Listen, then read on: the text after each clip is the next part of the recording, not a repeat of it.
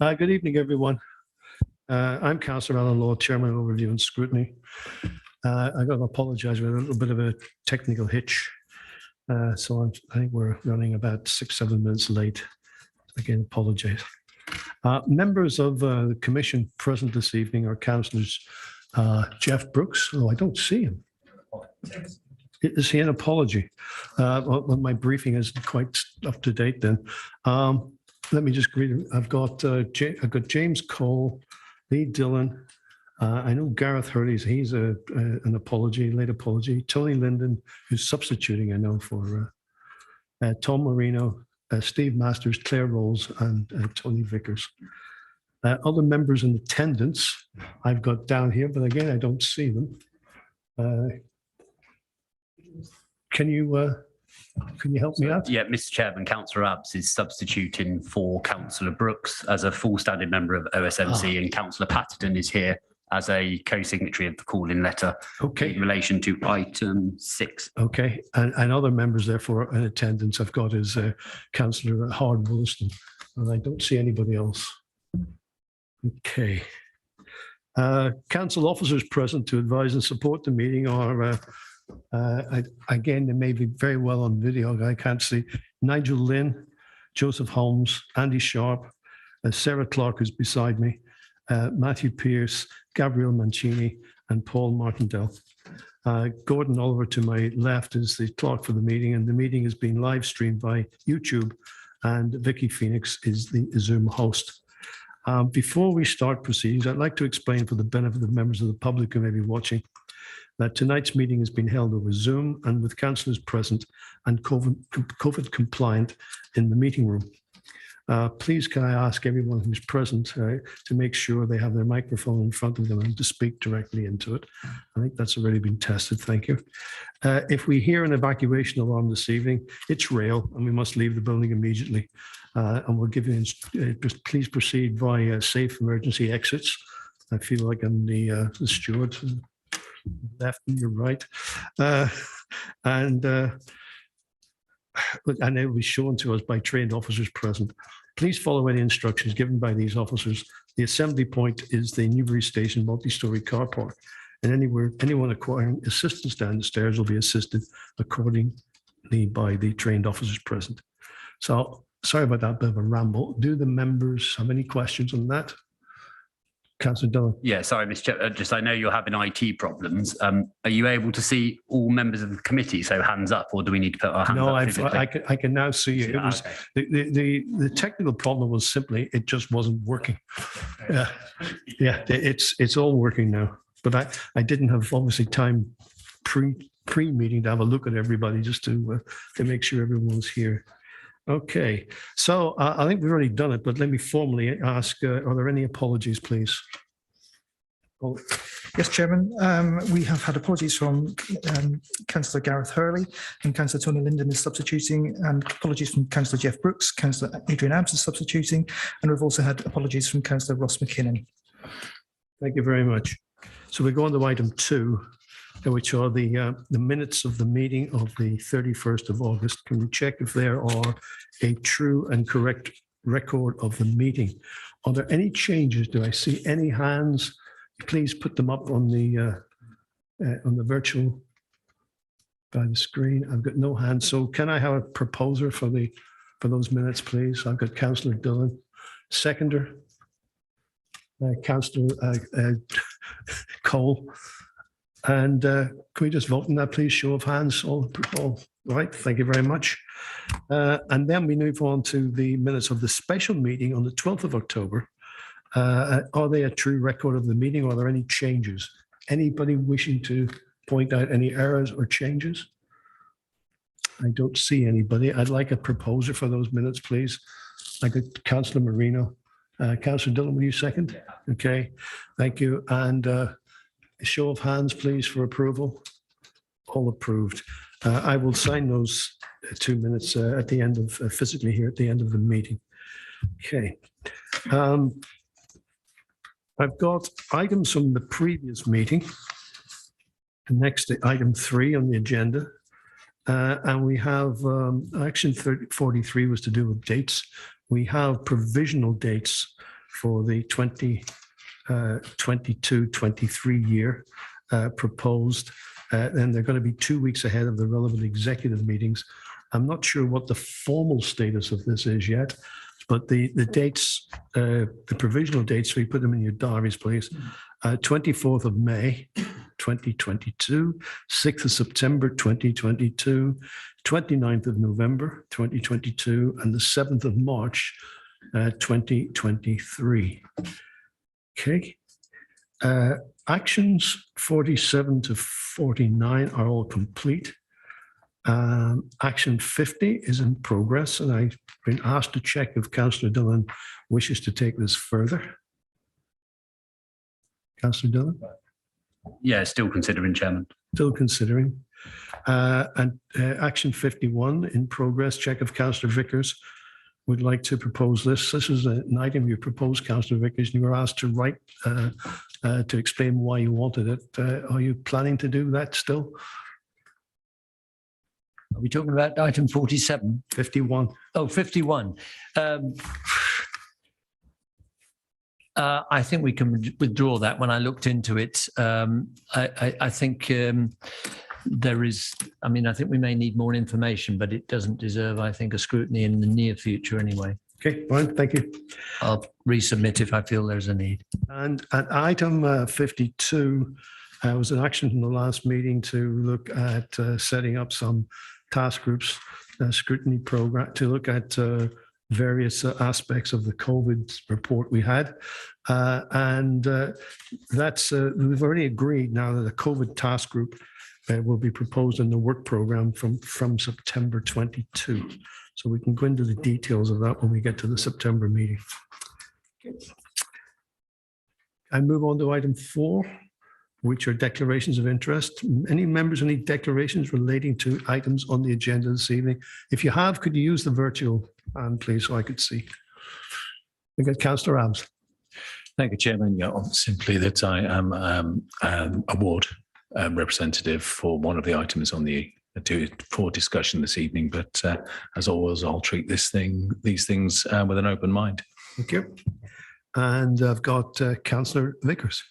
Yes, Chairman. As a member of Newbury Town Council, should the matter of London Road Industrial Estate be referred to, the Town Council has a very clear publicised position on that, and I think I should declare that I have an interest, but I don't believe it prevents me taking part in this discussion. Okay.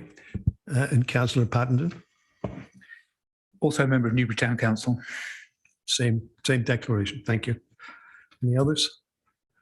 Councillor Masters? The same as the last two, Chairman. Thank you. Okay. I've got no more hands. Okay. And I'm going to move on to item 5. Do we have any petitions tonight? I can confirm we haven't received any, Chairman. Okay, thank you. Okay, let's move on to item 6, which is probably the premier item on the agenda tonight. And it's the call-in that was received on the 22nd of December for OSMC to review the executive's decision of the 16th of December concerning the award of a contract to build Newbury Sports Hub. What I'm going to do is I'm going to ask the executive portfolio holder and officers for a brief introduction, give us a little bit of background to this, and to explain the rationale behind the executive decision. I'm then going to go to the members who called the decision in and ask them to make their comments. And after that, then we will take it to questions from other members of the commission who have not called the item in, and then we will have some debate and go to a vote. So to start us off, please, could I just ask Councillor Howard Wollaston, please, to introduce the item. Thank you, Chairman. You asked me to speak for about 15 minutes on this, so I'll do my best to contain it within it. The playing pitch strategy, or PPS, was signed off by our partners, Sport England and the national governing bodies, in December 2019. and the 10-year PPS was approved by the Council in February 2020. The PPS is a strategic assessment that provides an up-to-date analysis of the supply and demand for playing pitches for football, cricket, rugby and hockey. There are 322 teams and a large deficit of secure pitch provision for long-term community use across West Berkshire, in particular for football. 10 sites are operated over capacity and 57 pitches are rated as poor quality, mainly in the east and in Newbury and Thatcham. The PPS identifies a significant deficit of 7 full-size 3G artificial grass pitches, or AGPs, available to the community. To give a feel, the FA, that's the Football Association, estimate that an AGP can cater for 38 teams. We considered and rejected all council-owned sites for a variety of reasons and investigated private sector solutions. Newbury Sports Hub, as it is now branded, came to us the best solution by some way. It also met the objective of being a partial replacement of the old Faraday road pitch if planning permission is granted in the future. A public consultation was undertaken and received 349 responses.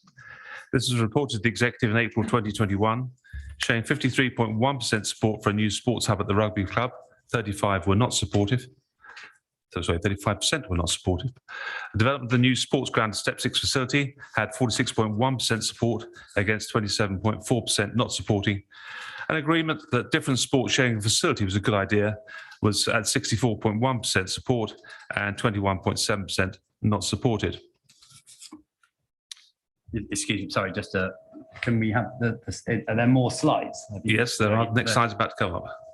Yeah, it's okay. You were talking further than the slides, so the figures weren't making. If I could, Councillor Dillon, through the chair, please. Yeah, I did look at you. I didn't hear you, however. Could I have the next slide, please? Thank you. The new proposed facility would be a very significant improvement to the old Faraday Road one.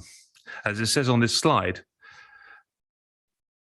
the new facilities include a pavilion with 4 team changing rooms, medical room, officials changing areas, kitchen with servery, boardroom, social area, and separate public toilets for spectators. It will be to a Step 4 level. Additional car parking provision with electrical charging facilities it will be provided. That'll be 52 spaces with agreement also from the Rugby Football Club that 30 further spaces will be available at match days and a further 200 spaces available at Newbury College, as opposed to the current 4 at the previous 4 at Faraday Road. 8 hours a week have been allocated to the rugby club and the remainder is available for football, approximately 90% of the pitch time. Agreement has been reached with the rugby club for a 40-year lease, including a joint use agreement. There is a lease premium, a payment to deliver community sport and site improvements, which is for such things as extra floodlighting. The access time to the 3G pitch for the rugby club is for 8 hours per week between September and April. Negotiations have been completed and are subject to sign-off following planning determination. Just to confirm, all other time is available for football. In line with the Council's PPS, the new sports hub will address some of this need and provide new and improved sports facilities in Newbury for rugby and football. The delivery of the sports hub to FA Step 4 level will enable local teams to progress through the football hierarchy without the need to undertake investment in ground improvements. Once delivered, the new sports hub will serve as part of a replacement of the facilities if and when the Faraday Road site is redeveloped. The annual Stage E review of the PPS is currently underway, which will update the data that informs the PPS and reassess playing pitch priorities for the future. New slide, please. On the environmental side, the pre-construction assessment shows BREEAM standard will be very good, which is about the best that can be achieved on a pavilion of this type and in the upper quartile. The pavilion will also achieve BREEAM excellent standard for energy management. As part of the planning conditions, 10% gain in biodiversity will be achieved on the site through doubling the size of hedgerows, planting more than 100 trees, creation of wildflower meadow and a bee bank. As many of the building materials and parts will be sourced from local suppliers. A new drainage system will be installed on the site, and of course an AGP requires far less maintenance than grass, with no chemicals involved. This does come at a cost, but as the local authority, we believe that we should be leading by example. The approach to ensuring best value is to include the operational management of the sports hub within the new leisure management contract, which would be tendered in 2022. Sport England have raised no objection to this approach to management of the site. Sport England have raised no objection to the design of the scheme subject to planning conditions. No club will be obligated with the costs of maintaining the facilities, and this will be undertaken by the leisure operator. Clubs will be able to hire kitchen facilities and social area for events to raise money, etc. Capital costs of the sports hub are coming through at 3.351 million, subject to the cost of implementing planning conditions following final planning determination. An independent report by Varsity Consulting, dated 9th of November last year, advised that the cost of the scheme at £2,879 per square metre on a comparative basis represents very good value for money, especially in the current construction market. The report to Executive Committee in April 2021 identified a requirement for a revenue support of 90,000 and a sinking fund of 25,000 per annum. The projection for the annual revenue support has not changed, but Sport England have advised in the light of inflationary costs, the sinking fund allocation should be increased to 35,000 per annum. Excuse me.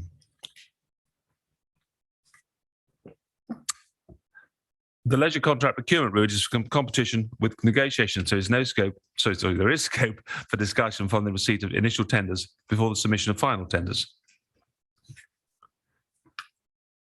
And to summarise, following planning determination, the commencement of the construction programme, the sports hub can be completed in 26 weeks. It will provide a state-of-the-art stadium and facilities to support both rugby and football. It will address the significant deficit of playing pitches identified in the PPS, which is particularly prevalent in the Newbury area.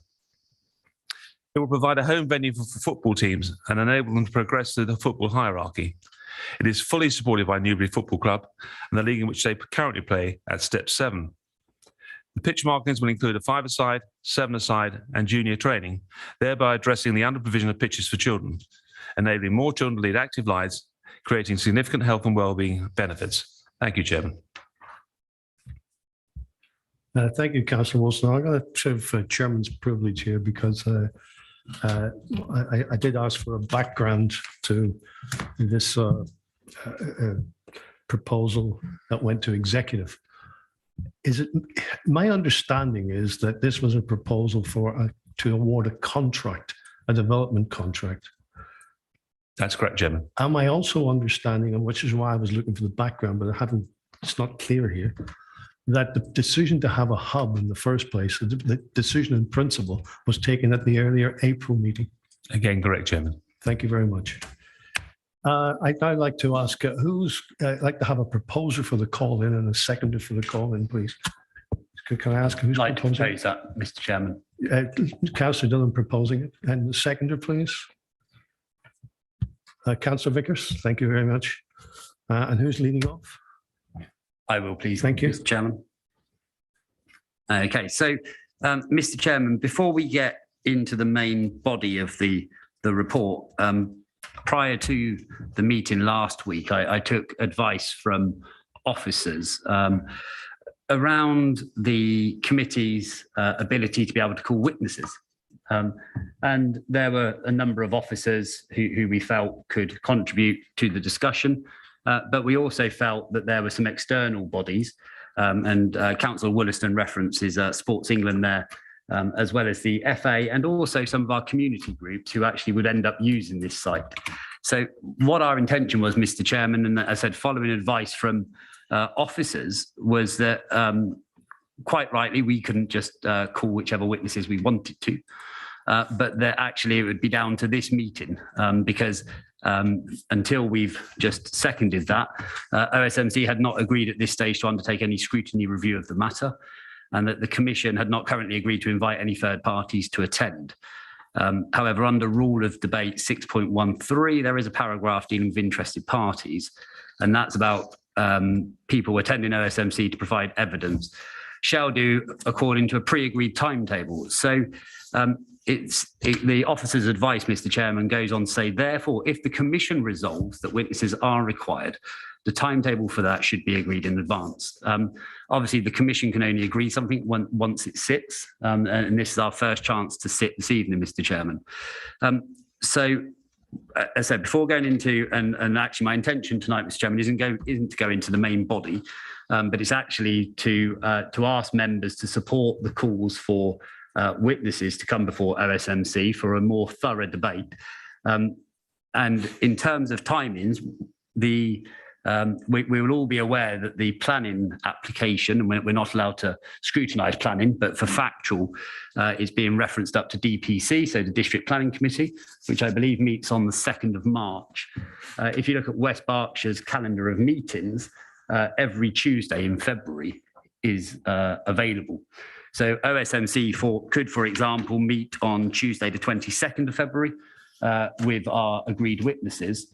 And therefore, it wouldn't in any way hamper the decision of the executive if after that meeting, they felt that they wanted to continue with their current course of action. I'm a little bit confused. Let me just try and clarify what you're at. Okay. Are you proposing that we do not take this call in any further tonight, that you'd like to defer it until you have some witnesses? Or are you saying we carry on tonight, but you'd like to have a second bite of the cherry with witnesses? No, Mr. Chairman, I'm not suggesting either of those paths of action. I suppose in a constitutional perspective, it may be that we tonight agree a task and finish group of the whole of OSMC, and that we meet on the 22nd of February with our witnesses in attendance, and then we make a resolution there and then. So I'm correct. Do you want to carry on tonight? So I would like to ask Commission members, as I believe is my right, that if they would like to see witnesses, I understand that, and I'll come back to that in a moment. I'm just trying to understand the context. If we vote and say, if we were to vote and say, yes, let's have witnesses, what are you wanting? Are you then saying we're going to stop this tonight? Because I think it's ridiculous if we carry on tonight and then have another bite at the cherry. Oh, so yeah, no, I'd absolutely agree. I think so. It is my second point. You do agree with my second point. Well, I agree that if we were to agree to witnesses at another meeting date, then there's no need to continue this tonight, and we should put it in front of all of the witnesses. Let me go back to the fair. But what is quite clear, Mr. Chairman, is that is not a deferral. It's actually us tonight agreeing an individual task and finish group, which we are allowed to constitutionally do. And that task and finish group are allowed to agree to call witnesses. Well, let me go back to the very beginning here. Just again, putting into context for members. You're absolutely correct. There has to be OSMC has to agree if we're going to have witnesses. And that has not happened. In the light of that not being able to happen, the chairman, and this I'm referring to, you were quoted this in the memo I've just seen. The chairman can agree to vary that. Okay, I was not asked. I was not approached and asked to vary it. But he, it says he, it should be he or she, should only agree to do so if satisfied that the relevant principles such as fairness to all parties and ensuring the efficiency of proceedings can be met. So I note your request to have set up a task and finish group with witnesses, and I shall put that to the vote. But as chairman, I'm going to give some guidance to the members, because I have a few opinions. Had you approached me 2 or 3 days ago and said you'd like witnesses, or even 5 days ago, I would probably have said no, I don't think so. And I'll give you my reasons for that. And I think before we vote on this, the members should, in fact, understand where the chair is coming from. I think we can deal with this call-in without any further witnesses. Period. Simple. I think your call-in is a fair reflection of your concerns. As I clarified with the portfolio member, the decision that you're calling in and discussing this evening is about a development contract. It's not about the principle of a hub. And in my opinion, people like Sports England, the Rugby Football Union, who've been quoted as perhaps one of his witnesses, would be only dealing properly with the principle, not with the actual contract itself. And I don't think they will add anything to the debate. So one last point, the Constitution basically says when you call it in, it must be debated as early as possible. even to the extent of having, if we had to have a special meeting. So obviously the first meeting after that call-in was tonight. Therefore, to defer it would be also probably, you could argue, going against the Constitution. Well, we are deferring it because you're basically, you have agreed with me, we aren't going to debate this further tonight. We're going to put it off to a task and finish group. And a task and finish group cannot be set up and run tonight. So it is a deferral. It's my opinion. That's what it is. I want members to know that was my opinion. Now, if I can move, we have a proposal that we ask the OSMC to set up a task and finish group, which will involve witnesses, external and internal witnesses. And does that have a proposed from Councillor Dillon? Does that have a second? Yeah, well, could I talk to my proposal then, if that motion is now? Yeah, put? let me see who's proposing and who's seconding. Okay, fine. Okay, you're proposing it. You're seconding it. Okay. Go ahead. Okay, so, Mr. Chairman, we are not disputing that actually what's in question here is the awarding of a contract, but it's £3.5 million of taxpayers' money, plus all the associated on costs. So actually, when you stack it all up, it looks like it's about £15 million of public money that we will be, Councillor Wollaston behind me is laughing, but actually when you look at the rental that you're paying to the rugby club for 40 years, when you look at the cost of a sinking fund, actually those figures do add up. And so, Mr. Chairman, the reason for calling it in isn't just against this one contract, is actually we feel that it may be that the whole playing pitch strategy is actually not underpinned by this, but put at risk by this because of the value of one site. We've got analysis and witnesses would be able to speak to this if they were allowed to come around the cost of additional sites, of how we could fund that playing pitch strategy, nearly 6 pitches instead of just 1. There is clearly confusion in the public and it seems in council about this site's replacement or not of Faraday Road. We hear it's a standalone application, yet Councillor Wollaston 3 or 4 times referenced how it was better or not than the old football ground. And then we hear in Councillor Wollaston's remarks about the 8 hours a week, for example. Well, I'd be really interested to hear from the rugby and the football club before I was to commit over £3 million of taxpayers' money on a contract, to knowing if that would work in practice. And actually, 8 hours a week over the football season, Councillor Law, you're a football man as well. You know, those 8 hours are like me lending you a sun lounger in the winter. They're absolutely useless to other clubs. You know, you can't hold more than one game on one site at any one time. So to say it's only 8 hours a week, when those 8 hours land, so 3 o'clock on a Saturday afternoon, are absolutely crucial to the site. And we just do not understand this level of investment being made for one artificial pitch. What artificial pitch does any member here know requires a park and ride system of 200 car parking spaces? It doesn't. And so what we want to do, Mr. Chairman, is have witnesses here. And as I said, our timetable absolutely allows for the executives to still make their decision in the normal timeframe that they were going to do. It's just asking for a proper full debate before we allocate, as I said, nearly 13 million or 15 million. Okay, I think you're asking for, you've got a proper full debate here already scheduled for tonight. I think you're asking for witnesses. You've made an argument for witnesses. Does your seconder have anything else to say? Chairman, I'd like to reserve my right as a seconder does. Right. Does anybody else want to comment about witnesses? Councillor Wollaston, would you want to comment? Do you think witnesses are required to add value to this debate? A member of the executive, Mr. Chairman, what's his view? We're scrutinising his decision, not him getting He's the to decide. portfolio member. Yeah, but he doesn't get to decide how we scrutinise him. He's a portfolio member. I'm asking his opinion. So the portfolio member's opinion doesn't matter. Not when it comes to the best way to scrutinise them, no. That's absolutely crazy, isn't it? Fine, but I'm still asking Councillor Wollaston, does he have a view on the? I'm still asking Councillor Wollaston, as a portfolio holder, does he have a? Can I have a point of order, please, Chairman? Point of order. Take it. What is it?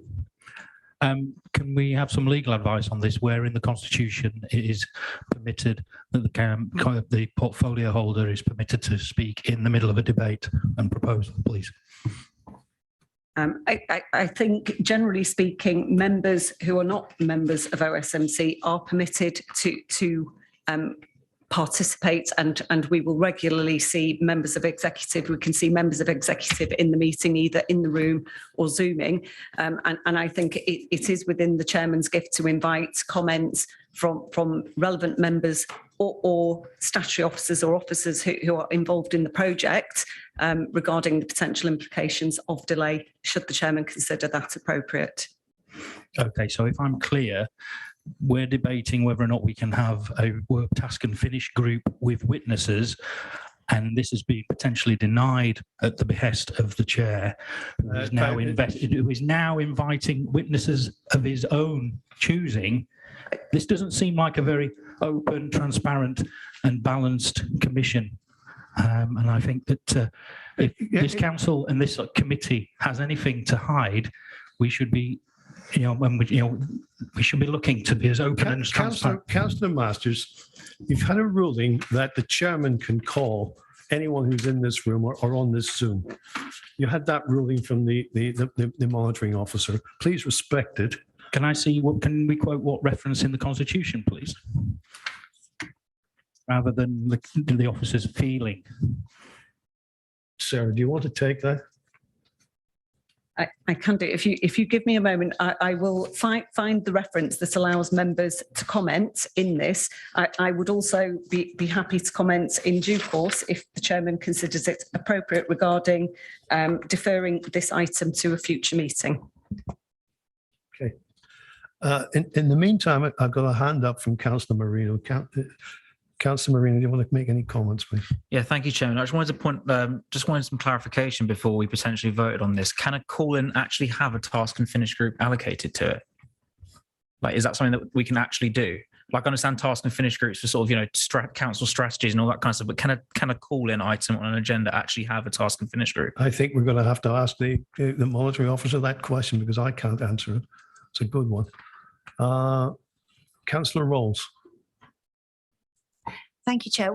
I'm not quite clear on, I thought we were here tonight to debate this call-in, and I thought that you would almost come to a conclusion and a vote around that, rather than we're now talking about a motion for further witnesses without even having debated the item. We're actually calling for a task and finish group with witnesses, and we've got to actually take a vote on that, because that cannot happen without the agreement of OSMC. Yeah, I'm not clear why we need witnesses. I'm not. Well, that's the point. Right. So that's the point. So what we're doing now is debating whether or not the value of witnesses. Okay, which Councillor Dillon, as the proposer, made some points, and I was asking Councillor Wollaston, as the portfolio, if he'd like to comment on that, and I'd like anybody else to comment on that, what they think is the value.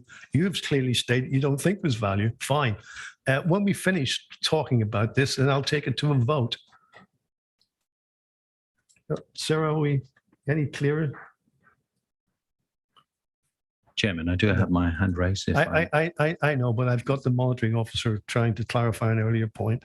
I've got Councillor Vickers actually up first. Is that an old hand, Councillor Vickers? Okay, because you're a seconder and you're withheld. Okay, I've now got Councillor Abbs. Councillor Abbs. Thank you very much, Chairman. To try and answer Councillor Roll's question about why it's important to have witnesses, if you bear with me just for a moment, I was actually at the Western Area Planning meeting, and at that meeting, it was made very, very clear that we were looking at a standalone application at a Step 6 facility.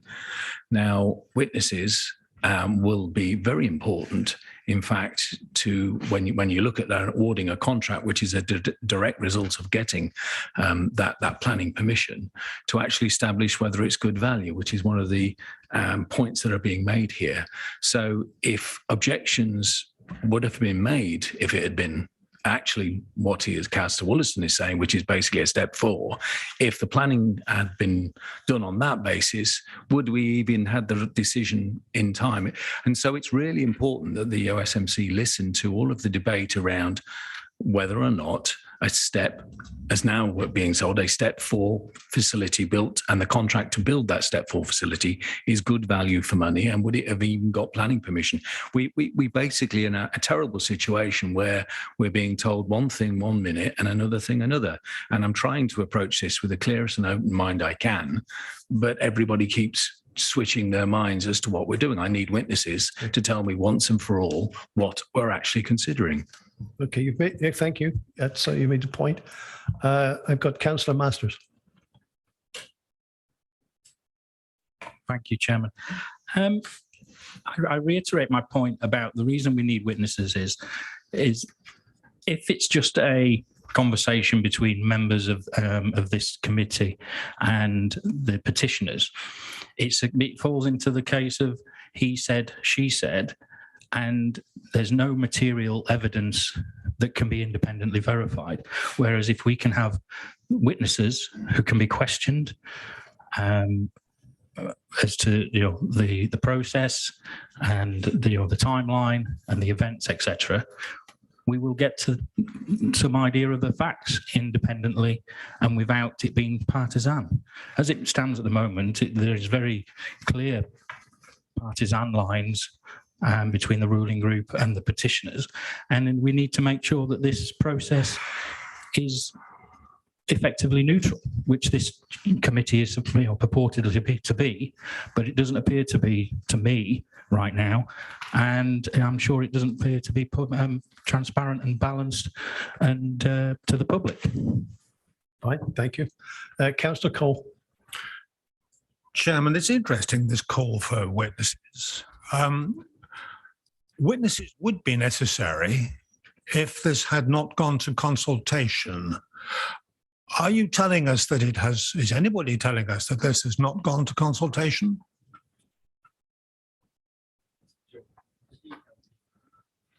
What gone to consultation? This a contract or the playing pitch strategy, which did go to consultation? It did, didn't it? It did, and I'm therefore a little bit at a loss to see the need for witnesses at this stage. I thought this was the purpose of this group, was to make decisions on this sort of issue. Is it not so? Yes, it is. But we could, if we wish, if we think it's going to add value, call external witnesses. The way it normally works for most things is the witnesses we have are our professional officers. That's the way it works for most things in the council. Otherwise, every council meeting we'd be bringing in outside consultants and to comment on everything we debate. We definitely rely on the administration plus the officers as the witnesses, and which is one of the reasons I wanted to have the portfolio holder's view on it, because he or she is a very key to this whole thing. So I'm going to ask Councillor Wollaston. Sir, go ahead.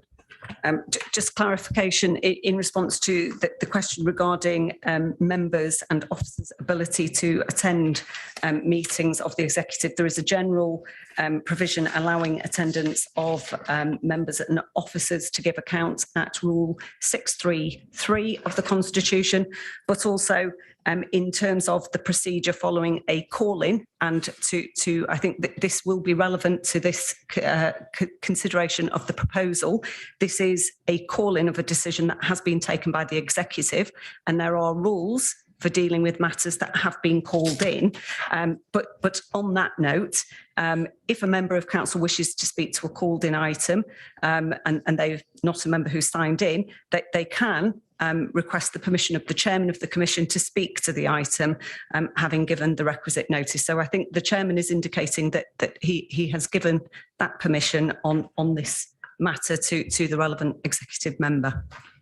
Thank you. So just for clarity, Mr. Chairman, through you, just if I heard the monitoring officer correct, did you say if the member makes representation to the chairman within the notified period? That's correct. And so did Councillor Wollaston say he wanted to speak on this item within the required period?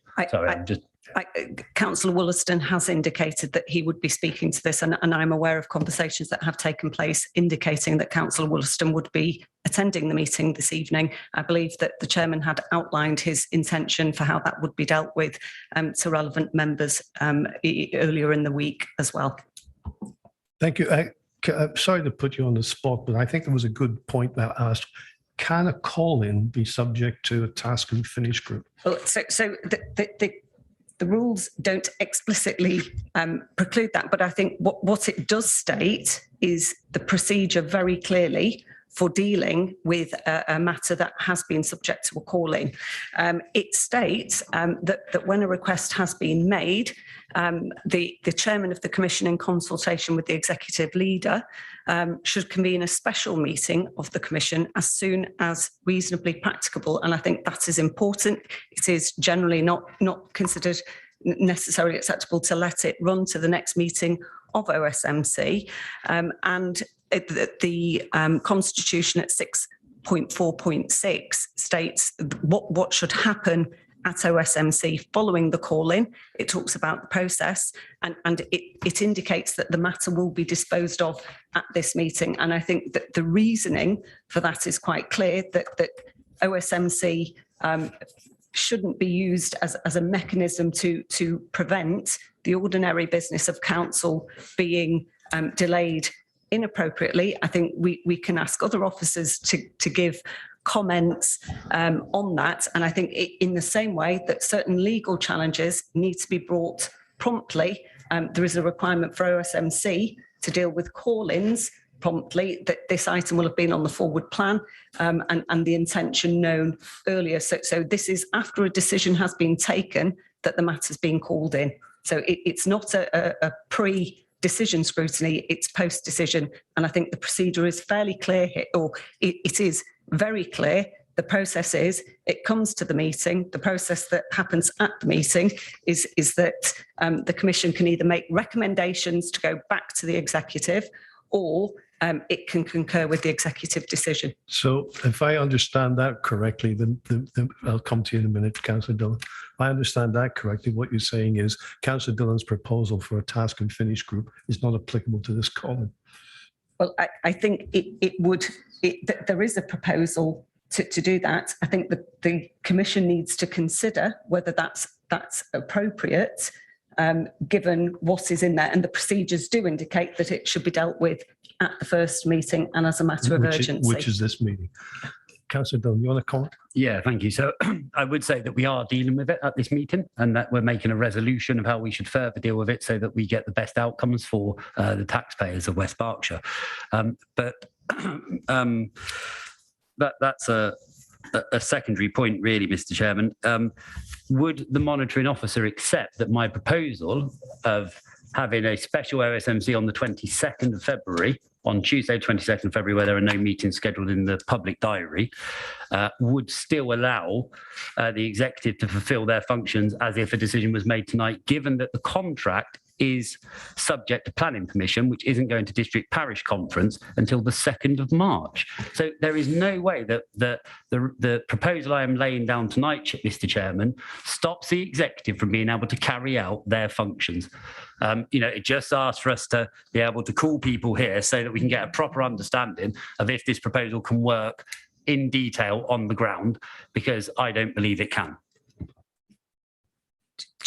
Just for point of reference, the Constitution states it's a matter for the chairman of OSMC and the executive leader to agree when the matter should come before OSMC. And so I think that is relevant. I accept it's come here tonight, but I think that is a matter for the chairman and executive leader to also consider the implications of delay. Thank you. I'm going to move this. So could you tell me what the implications are then, Mr. Chairman, so we can understand that? Yeah, I will in a moment, but what I'm going to try to do, excuse me, Councillor Masters, let me just, I want to move on in this, because we're into the legalities and the fineries of the Constitution, and it's all great fun, isn't it? But it's not fun at all, is it? So I would.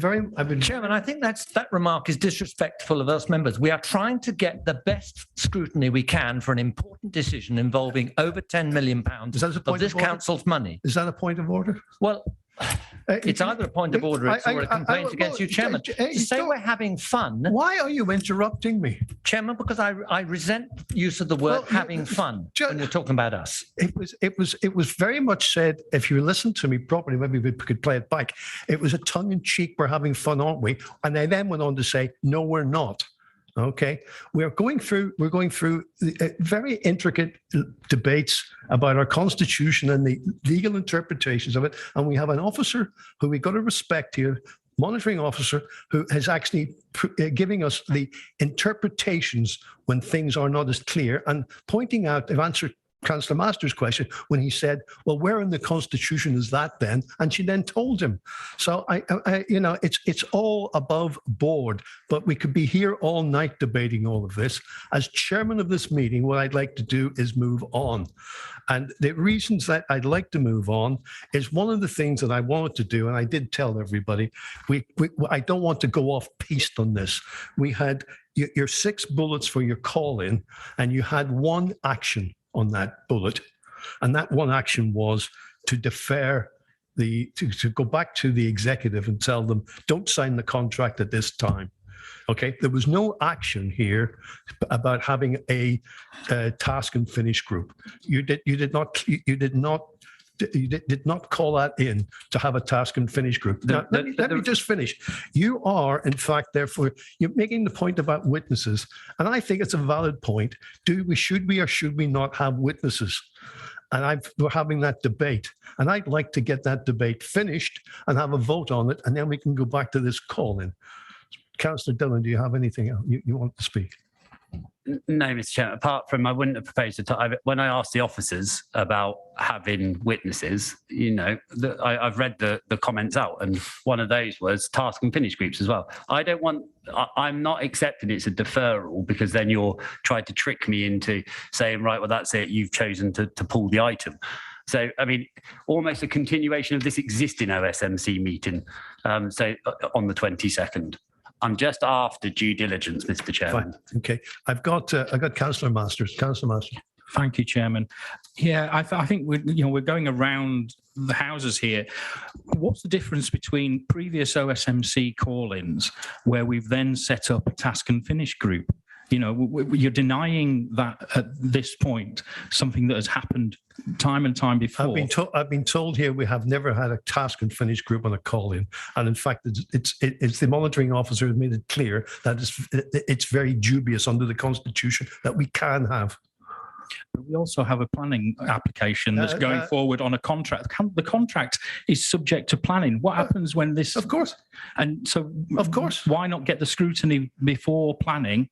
So we know exactly what. This is what we're having tonight. It's called call-in. It's called scrutiny. We're doing it.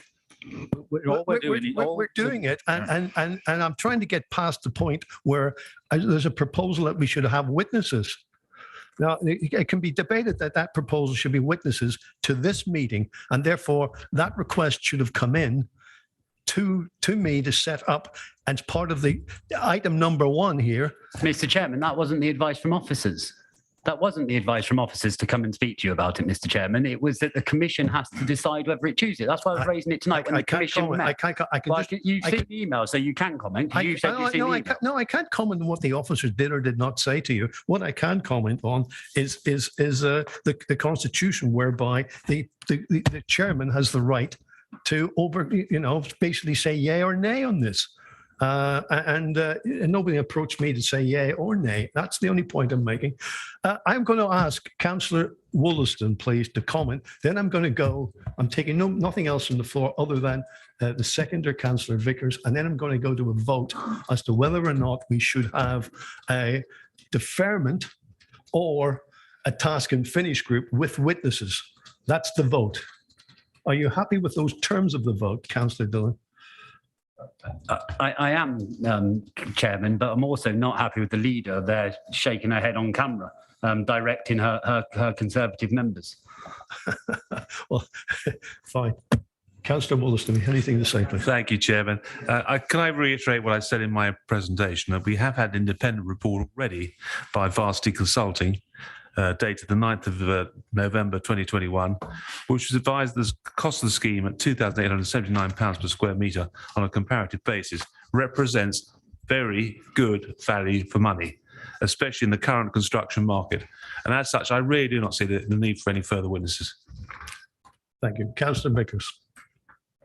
Thanks, Chairman. If I can just deal with the points that have been raised so far in this debate. And to be clear, this is only a debate about whether we should be deferring in effect or adjourning in order to be able to call witnesses, in order to be able to do a thorough scrutiny of the implications of this executive decision, which, to be clear, are not just to commit to build, but to commit to maintain and use with an ongoing subsidy to the local taxpayers for 40 years. So it's a much bigger financial commitment that we are scrutinising than a mere £3.5 million on a build contract. Now, to explain why we didn't ask you before or didn't consider a task and finish group, which is what we're requesting now earlier, until the planning decision was referenced up, which was after we submitted the call-in, we didn't know that to defer or adjourn this meeting in order to have a proper scrutiny would be a reasonable thing to ask, because it would have been delaying the project. So we thought it was irresponsible to do anything but have a call in and try and do our best to have a scrutiny at this one meeting. But we now have the opportunity, because of this delay in planning, to do a proper job. And surely, as a scrutiny commission, that's what we're here to do. We are not here, unlike the executive member and the leader, to justify their decisions. We, on this commission, are here to scrutinise their decision in the interests of due diligence for the spending of public money. Now, in terms of the playing pitch strategy, we have no argument with the playing pitch strategy. I, for one, if it had been a more modest proposal for this so-called sports hub, a mere all-weather pitch, would have probably voted for the planning permission. It's the fact that it is such an over-the-top specification that we feel it really clearly, and in fact, the portfolio holder has admitted this in public on several occasions, and indeed at the planning committee, he admitted it, and I was not allowed to question him then, that it is tied in with the replacement of a sporting facility at Faraday Road, which is an asset of community value, which has now, again, since the April decision in principle to go ahead with the sports hub, we now have a full planning consent for that facility to be replaced, which we know has the full backing of the Football Association, which would bring in a massive amount of money to pay for it. So in order to properly scrutinise this decision to award a contract, we need to have that witness, to hear from the Football Association, to hear from the people of this community who will be using that facility. And by making us decide without having the opportunity to hear from those important witnesses, we are being prevented from doing our job. And in terms of calling outside witnesses, I've been on this council a long time. I've been on this scrutiny commission a long time. I have led a task group which involved bringing outside witnesses on the affordable housing homelessness issue back in 2004. When it was still a Liberal Democrat administration. I hope that is not significant. I hope we haven't, with the change of party, brought about what I think is an unnecessary cut in the amount of scrutiny that is done. I will use the excuse that it's government cuts that have forced this on us and not make a political point there. But it is a fact that scrutiny has massively reduced. But when we've got the opportunity to scrutinise a decision which will have impacts, as we would show you if we had the opportunity to call witnesses, bring the evidence before you. We're talking about well over £10 million. And this is a site that you're replacing. You're proposing to build housing on a site that has absolutely no planning policy background to build housing. So on this side, this is about a contract for the hub, not about Faraday Road or London Road Industrial Estate. Chairman, are you seriously considering that having spent £3.5 million with all the loan interest to pay? You know, it's an irrelevant. it's absolute. I know it's cut from your party and your own personal song sheet. I know I've heard it many times. It's not relevant tonight. I think the public would disagree, Mr. Chairman, and it's the public we serve. Are going to have an opportunity. It's the public we serve, not the executive. Yeah. Okay. I just don't want you wandering off piste. I did say I'd pull up any member who. Chairman, I think. Let me look at my notes. Yeah, I think I've dealt with all the points that have been brought up. We can bring in outside witnesses. There are precedents. We need to be doing a full scrutiny. We have the opportunity to do that now because of the deferment of the planning decision without causing any harm to the proposals of the executive. There is no reason that I can think of, and Councillor Wollaston hasn't given me any reason. The leader may wish to come in and at some stage or go public after this meeting and say why this is a terrible decision and is delaying them. But we can't see that, Chairman. Okay. So I will close that I would ask members to allow us to do a decent job by having the witnesses, the people that will be the users of this facility. What do they think of the executive's decision? That's fine. Thank you, Chairman. Thank you. Okay, well, we have a proposal here to defer, delay, set up a task and finish group, call it what you will, to include witnesses. All I would say is, before we vote, the bullet number 3 for your call-in actually says exactly the same thing. It basically says further evidence required from Sports England. So if you were to win the call-in, the bigger debate, we would have to be able to say to the executive, hold on, defer, take evidence. You try to have two. I'm sorry, I said we're having 2 bites of the cherry at this one. We in my opinion, as chairman, you just admitted why we need to defer and call witnesses. In my interpretation as chairman, we're having 2 bites of the cherry at witnesses. So can we go to the vote, please? All those. We've got a proposal. All those in favour of deferring this particular topic so we can allow witnesses to go to a future meeting, please raise their hands.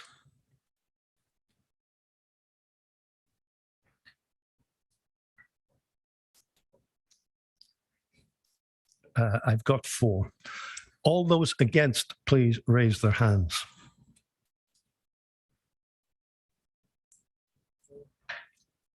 And we've got 4 against, and you've got the chairman against as well.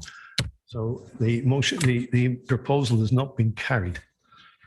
Monitoring officer, do you want to say anything? Any further guidance? No, I was going to refer to another constitutional provision. I think that falls away given the outcome of the vote there. Okay. So we have spent a lot of time on the debate about witnesses and deferment. Can we therefore go back to the item, the call-in? Councillor Dillon, you were speaking, and I really appreciate. I think we've probably rehearsed a lot of the arguments you're going to give here. So I'd really appreciate, in terms of time management, if we could just race through this, please. Well, I've got 5 pages of A4 notes here, Mr. Chairman. I suspect you've already covered a lot of them. No, I haven't, to be honest with you. And I'm going to have to cover them in more detail tonight, obviously, because I don't necessarily have the witnesses to ask. So we'll see maybe how the portfolio holder goes. So am I okay to ask some questions of the portfolio holder? No, okay? no. You're here to present the call-in. Yeah. Okay.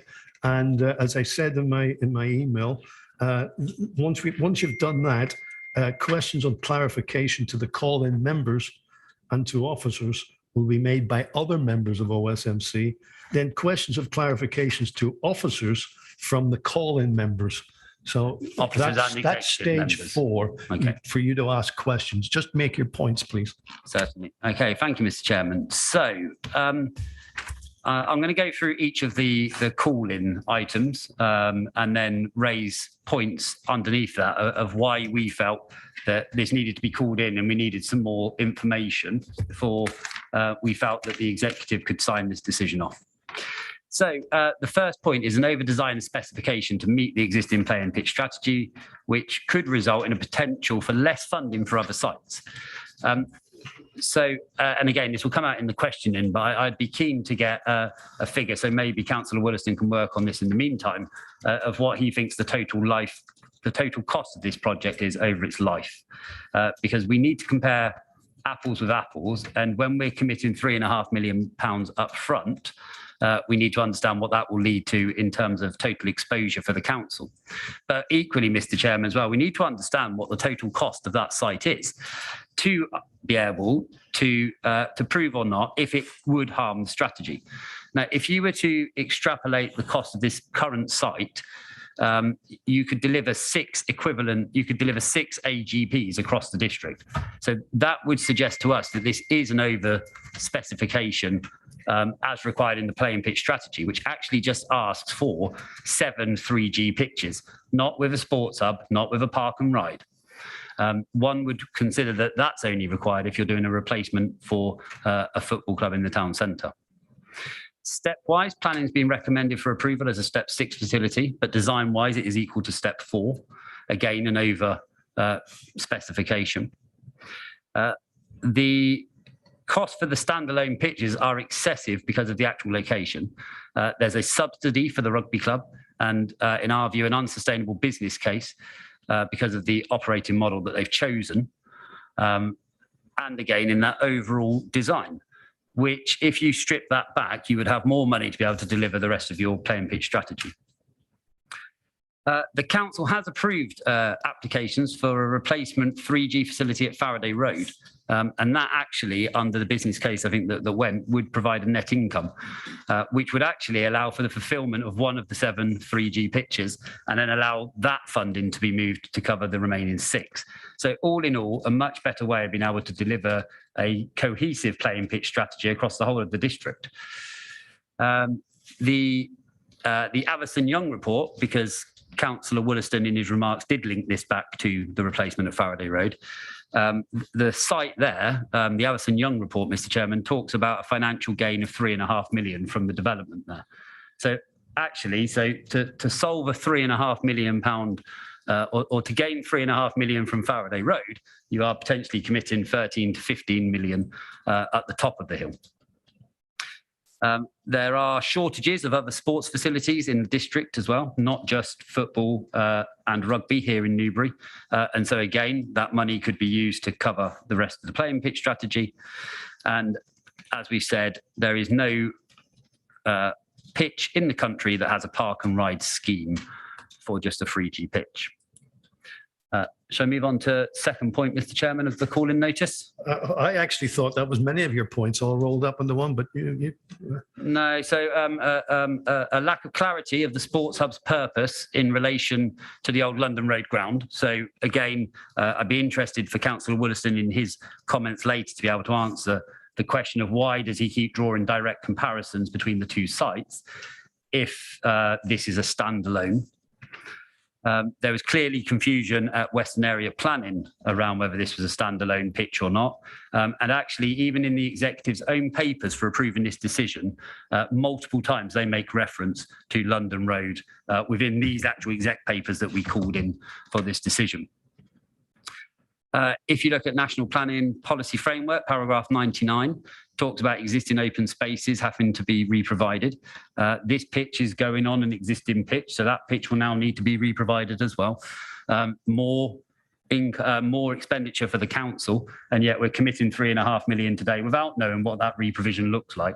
And again, without the executive knowing what they're actually putting the taxpayer of West Berkshire into in the longer term.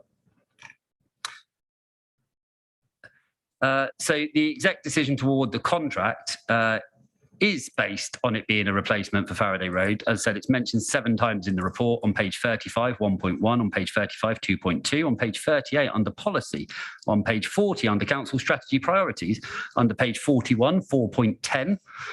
This project will deliver priority 1 for the play and pitch strategy, which is priority 1 of the play and pitch strategy. Anybody? Replacement Faraday Road, Councillor Masters. Thank you. Page 43, 6.6. May I just interrupt? The relocation of the May I interrupt, please? It's a point of clarification for me.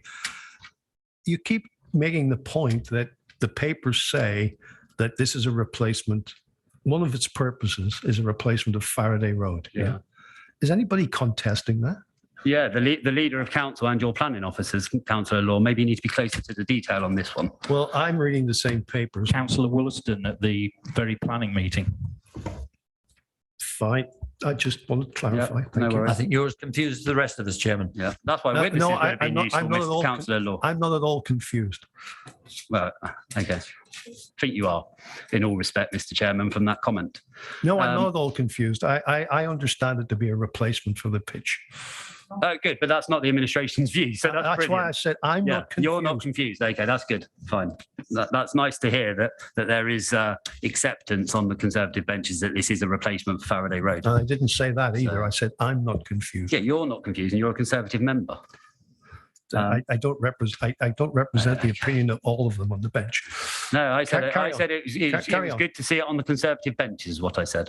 Didn't say the whole of them.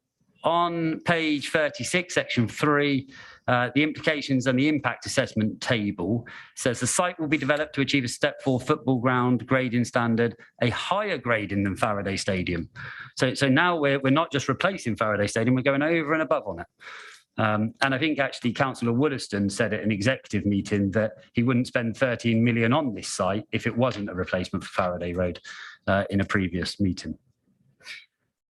So the possibility of the sports hub being a replacement for Faraday Road has not been tested. And therefore we can't award a contract to build until and unless that has been tested through planning. And indeed, it could be considered a reckless misuse of public funds to sign up and commit to a contract when you've not got the legal backing. And we believe that reason, and look, we accept that there is a difference in view of what one would achieve at London Road.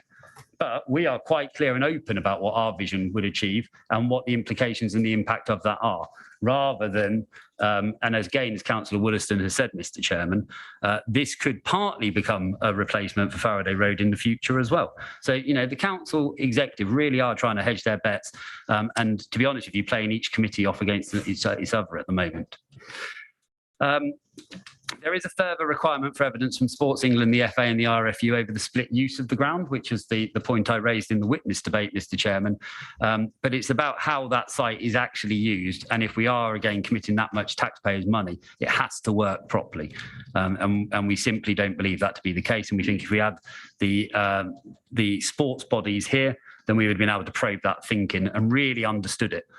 Where are those 8 hours a week? What will be the impact of that? The site itself, you can't host a rugby game on because the runoff is too short for it. So, you know, again, where's that real benefit? And then we go on. So again, we're talking about awarding a contract here of contractually obliging the council, subject to planning, to spend 3.35 million. But you don't know what the total cost of the project is. We've never seen the total cost from build through to maintenance. And I think, Mr. Chairman, that actually that does need to be considered when you're awarding the contract. I accept they are separate budgetary items, but why would you sign up for something? Why would you sign up to spend 3 million if it suddenly was going to cost you 100 million to run over the next 20 years? It's not costing that, but you simply do not know because the administration is not being open about the total cost of the project. And actually, Mr. Chairman, I think I'll refer us all back to the conclusion of the OSMC task force report at London Road, where we exposed the lessons of poor project management on the London Road project. And let's not fall into that trap again by not taking a holistic approach to a big capital item. So moving on, Mr. Chairman, and then finally, nearly there, you'll be pleased to hear. So the need to fully understand also the impact on other sites, because remember, once we award this contract and we build on this grass, we have to re-provision. Is that going to go in your ward, Mr. Chairman? Is it going in my ward? Is it going in Councillor Claire Roll's ward? We don't know, because the executive are coming through with a half-baked, half-thought-out plan. And when you're going to spend 3.5 million, you need to have all your ducks lined up, be open with the public, be transparent with them about the use and about all of its range of impacts. That has not happened, and that's why we called it in. And then, as Councillor Vickers eloquently said in his summation, delaying it and having witnesses would have caused no actual delay to this decision being made by the executive. And we appreciate that we don't have the power to be able to stop the executive making a decision, but let's use the diary when we can to fully scrutinise it. Thank you, Mr. Chairman. Thank you. Very comprehensive.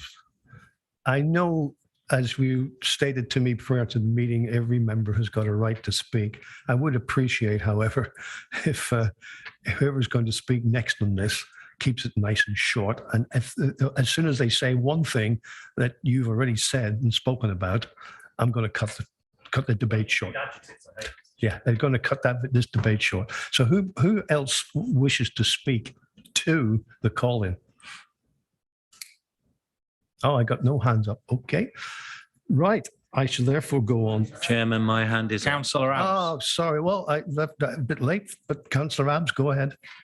Yeah, thank you very much, Chairman. I mean, Lee did cover an awful lot of the detail, but what I really want to focus back on and ask questions of whoever can answer it, and is this whole business of step 4, step 6, step 7, and so on and so forth. It is an absolutely critical part of making the decision to ask the executive to think again or not.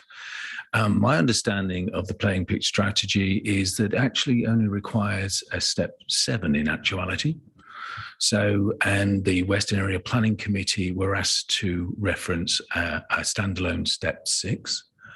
I believe for various reasons that's being taken up now, but I haven't seen a change in the paperwork saying that they can consider a step 4 when they go to district planning. My understanding, it will still be asked to look at a step 6 standalone. And therefore, it is extremely important to understand why we are spending so much money on delivering a step 4, which is not in line with the playing pitch strategy, because that just requires a step 7, that vastly erodes our ability to spend money on other pitches. And, there's this clear inconsistency between what the portfolio holder is saying and what planners and everybody else is saying that we must actually consider. So we're in, judicial review and so on and so forth is something that happened. I understand that's one of the reasons it got referred up, because of the possible costs that the council would be exposed to if in fact we make a decision that is been inappropriate because of lack of clarity on exactly what was being approved. So very concerned, and I won't go on and on and on about the other bits again, as you said you would cut us off. But I think on that one, I would really like to understand why we are looking at anything but a step 7 for a contract of this nature, because that's all the playing pitch strategy calls for. I think that's a reasonable question. Thank you. Councillor Paddington. Sorry, Councillor Vickers. Thank you, Chairman. I will be brief because you're right in summarising the proposal to have a task and finish group. I did cover some of the arguments as I felt it was necessary to make the case then. The points I didn't raise. Now, if I may, Chairman, the executive has made a number of decisions in the last year relating to the sports hub, and I'm looking at the executive minutes of a year ago in order to make a point that is related to the call-in about lack of clarity and the attitude of the sporting bodies to this proposal as compared with the alternative, which, as I said, already has planning consent. So back in January last year, the risks to the project were set out. The project at that stage being called the sports, where is it now? What was it called? Outline project plan, timescales for completion. This is where you decided to go ahead with the Monks Lane site as compared with another site. I've highlighted for you two of the risks, which I would claim are not yet mitigated. One is the failure to get support for this project from either or all of Sport England Rugby Football Union or the Football Association. And although you have the sort of somewhat equivocal support of Sport England, specifically on the basis that it is not a replacement facility, you do not have, I believe, this council, the executive, does not have support from the Rugby Football Union or the Football Association. And I believe that is a risk, because there's no point in building a facility which the sporting bodies aren't going to use in the way that you intend. And that's a reputational risk as well as a financial risk. And the final risk listed was, I think, quite clearly is still remaining, that there is negative feedback from the community on the preferred option. Well, as the ward member, Wash Common, where the Monks Lane proposal is, I know there is negative feedback for all sorts of reasons. There has not been, as far as I'm aware, any negative feedback from any significant part of the community other than the executive of this council for the last X years to the alternative proposal. So I just leave that for you to think about. Have we overcome the risks? Why are we doing this when we haven't even got planning consent for what the executive wants to do on the existing site? That's what I keep coming back to, and what people keep coming back to ask me, and I can't answer that. Thank you, Chairman. Okay. Councillor Paddington. Thank you, Chairman. So one of the points on our call-in letter also questioned the need to, how the awarding of this contract meets the council's ambitions to be carbon zero by 2030. I mean, we know that, you know, even town and parish councils in West Berkshire are making an effort to achieve their carbon zero targets, and making more of an effort than this council. It's also quite clear that a town centre facility would meet the needs of active travel, public travel, in a much more sustainable way. So the question is, why is this council planning to award a contract that does not help it achieve its ambition to be carbon zero by 2030? Thank you. Okay. Right. I've been writing down, I have got main comments that I think should be addressed by portfolio holder and the officers. One is a question of overall value. The other one is, why step 4, not step 6? Why are we doing this when it's still subject to planning and plans for our council's carbon zero target? Okay, those are the 4 items that I've distilled from this, and you've really put down here on your call-in.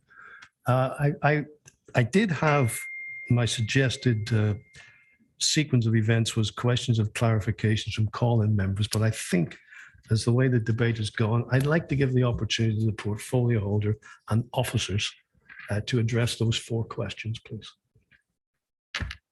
Should I kick that off, Chairman? You may. I think we should bear in mind that Newbury Football Club plays at step 7 at the moment. I think any responsible executive who did not assume they would improve in time beyond step 7 would be extremely foolish and reckless. We chose to go for a step 4 facility, which, so everyone is clear, is a ground capacity of 1,300 people, covered accommodation for 300 with a minimum of 150 seated. A view from the match. Point of information, please, Chairman, if I may. Councillor Willison is again talking about this being a step 4, but he deliberately came to a planning meeting and deliberately had a planning permission given for a step 6 facility. So we can't keep contradicting ourselves. Can I just interrupt you here? This is nothing to do with planning. Who said what, to ever, when, how, at a planning meeting is a subject outside the scope here, frankly. But I am listening to the portfolio holder trying to answer the question. But he immediately started referencing information that has been discounted at other meetings, planning or not. Planning was specifically told to look at this as a step six standalone facility. I don't know. I wasn't there. I can't. Well, it's not hearsay, sir. well, we have many officers that, and we can quickly look up the meeting minutes. It's all on the record. I think we can progress this without getting into a further debate as who said what in planning, and it looks as if Chairman, I object to the who said what. It is not who said what. I'm stating a fact. If you're going to talk over me, I'm going to ask you to leave. So please have the courtesy not to talk over me. I'm giving you please have the courtesy to listen to what's being said. You're talking over me again. I'm giving you all the opportunities to get your points across. Can we do it in a civilized fashion, please? Okay. Now, this has nothing to do with planning. Planning is related because I did ask a question that I'm asking officers and the portfolio holder to address about the subject of planning. So that's coming up to that. But I'm now, Councillor Wollaston was now talking about so, Chairman, the answer, why step 4, then, not please? step 6? Chairman, may I ask you to ask the Councillor Wollaston why the officers therefore brought a step 6 planning application forward if every intent is, in fact, for a plan 4? Please ask the portfolio handler to answer that question. Portfolio holder, do you wish to answer that question? I'm happy to say that the ambition of the executive is to achieve a step 4 facility. And what is being proposed here is capable of meeting that objective. Now, the design specification has been driven by the requirements to meet national governing body standards for football and rugby, supported by Sport England. These being that the 3G pitch must meet FIFA standards and World Rugby Regulation 22 standards. The pavilion we propose to develop has 4 changing rooms in order to maximise playing time for the pitch. 4 changing rooms mean there's no time lost due to team changing, and this also means that income is maximised as peak demand for training is 6 to 10 in the evenings. It also has a major advantage of allowing mixed gender teams and, most importantly, safeguarding our younger people. The provision of these changing rooms means 4 one-hour bookings can take place each weekday evening, whereas otherwise there would have been a 10 to 20 minutes gap between play. Can I just summarise your answer, Councillor? You're basically saying the ambitions of the executive is to have something higher than what's currently there. It's a step 4. It's to future-proof things, Chairman. Okay, Councillor Dillon. Just in Councillor Wollaston's question, he said that the provision of the sorry, because he's behind me, I'm trying to make eye contact. The provision allowed for 4 one-hour sessions, but if there wasn't changing rooms, that wouldn't be the case. However, I play 5-a-side and 6-a-side football 3 days a week, Mr. Chairman. All of those sites have 1-hour bookings and none of them have changing facilities. It's not the way football 3G pitches are used in reality. You come with your kit already on. But it matters, Mr. Chairman, because it's all about the business plan again. I understand, but I think the answer to the question that Councillor Abbs asked was why 4, not 6? And the answer is we have ambitions. The executive, the answer, you may not agree with it. No, I'm saying it's wrong about what you're saying. Yeah, well, but you may not agree. Yeah, of course. It's wrong, factually wrong. You may not agree. You may think some things are wrong. It may or may not be wrong. The answer I'm hearing is we have ambitions for a step 4.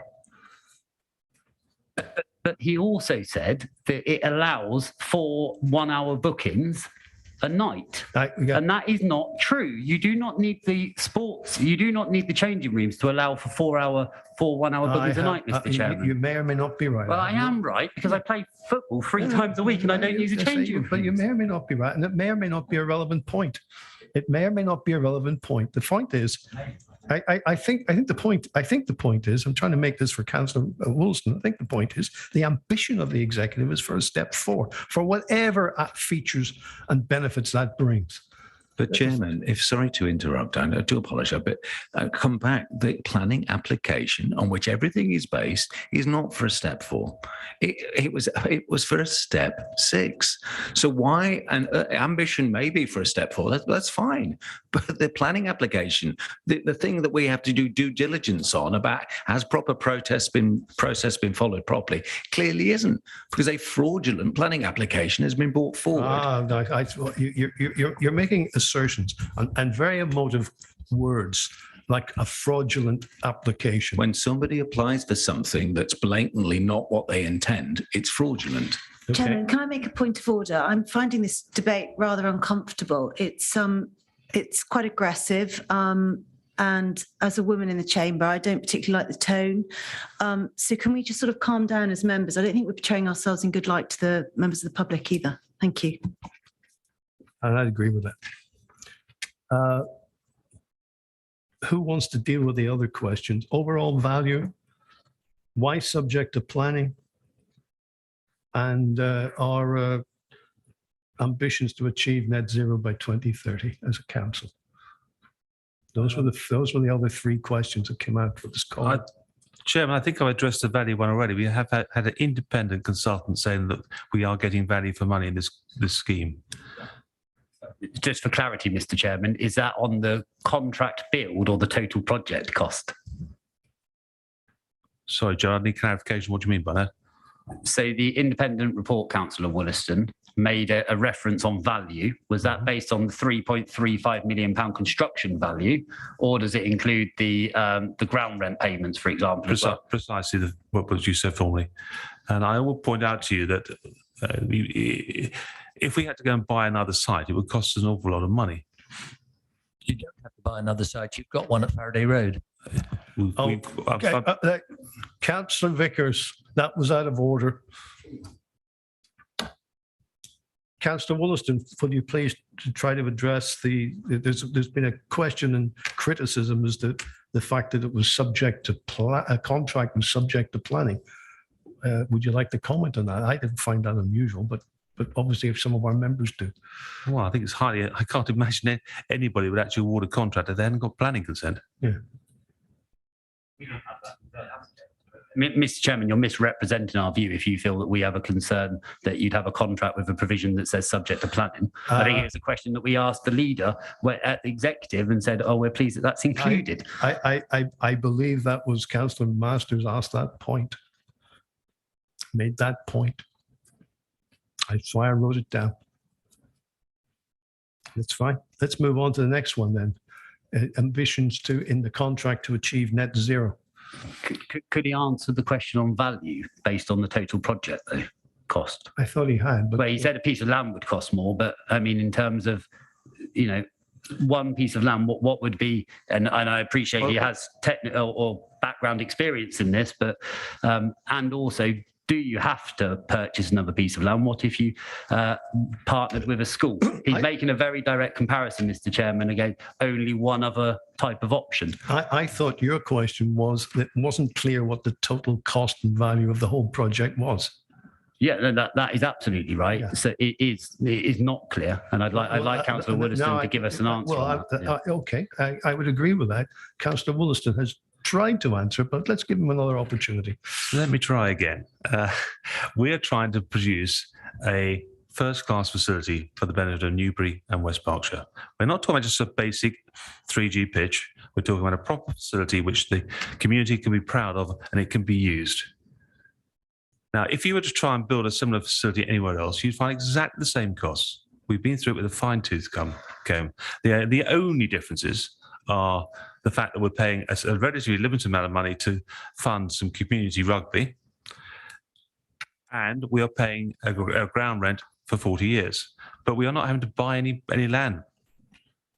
And I'd also point out that the actual cost to the community is relatively limited because all this money is going to be borrowed through the government at a very, very low interest rate and at a fixed interest rate. Yeah, Councillor Wilson, I think we're talking about two different things here. You're looking at the overall value. I think the call-in members are saying it's not at all clear what the total cost of this is going to be over the long term. Now, I as I read the papers, I don't, I think it's pretty clear what the total cost is, but you haven't said that. What is the total cost over the long term? I think it's all been spelled out, Chairman. It's all in the papers. I do as well, but would you? What is it? Yeah, what is it? Well, we know very well it's £41,000 ground rent per annum. We know there's £35,000 a year to replace the 3G pitch every 10 years. We know the cost of construction. So, I mean, is my reading of this paper, tell me if I'm wrong, Councillor Williston, my reading of this paper says, your executive asked for a budget to cover this proposal. And everything's been budgeted except for any aspects that may come out of the planning application. Exactly. Is that right? I've got Councillor Dillon shaking his head. You're saying yes, correct. Councillor Dillon, why are you shaking your head? I'm shaking my head because the others are revenue items, and they've only requested money, I believe, for the construction cost, not for the rental contribution towards. Sinking funds revenue. Sinking fund can be capitalised as well. Actually, it could be capitalised, but it could be. I don't. But the rental isn't in there. We've never heard a figure, Mr. Chairman, from the executive of this is going to cost 12.2 million. The rental from the rugby club you're talking about. Yeah, the total cost over the 40 years. That has been heard under part 2. But the public need to be able to, if we're going to award a contract for £3.5 million, the public need to know how much of its money is that committing it to over a 40-year period. And that's the figure we want the executive to tell us. And it will know, but at an appropriate time. You cannot do that under a part 2 until the appropriate time. But then we could scrutinise this under part 2, Mr. Chairman, if he releases the figures in part 2. Well, I'm saying, how can we make a judgment call if we don't know the total life cost of the project? I haven't been, but I'm assuming. Let me just clarify. Let me just get some clarification. Was the rental from the rugby to the rugby club declared to the executive under a part 2? Yes, Chairman. I thought so. So you do know what the number is.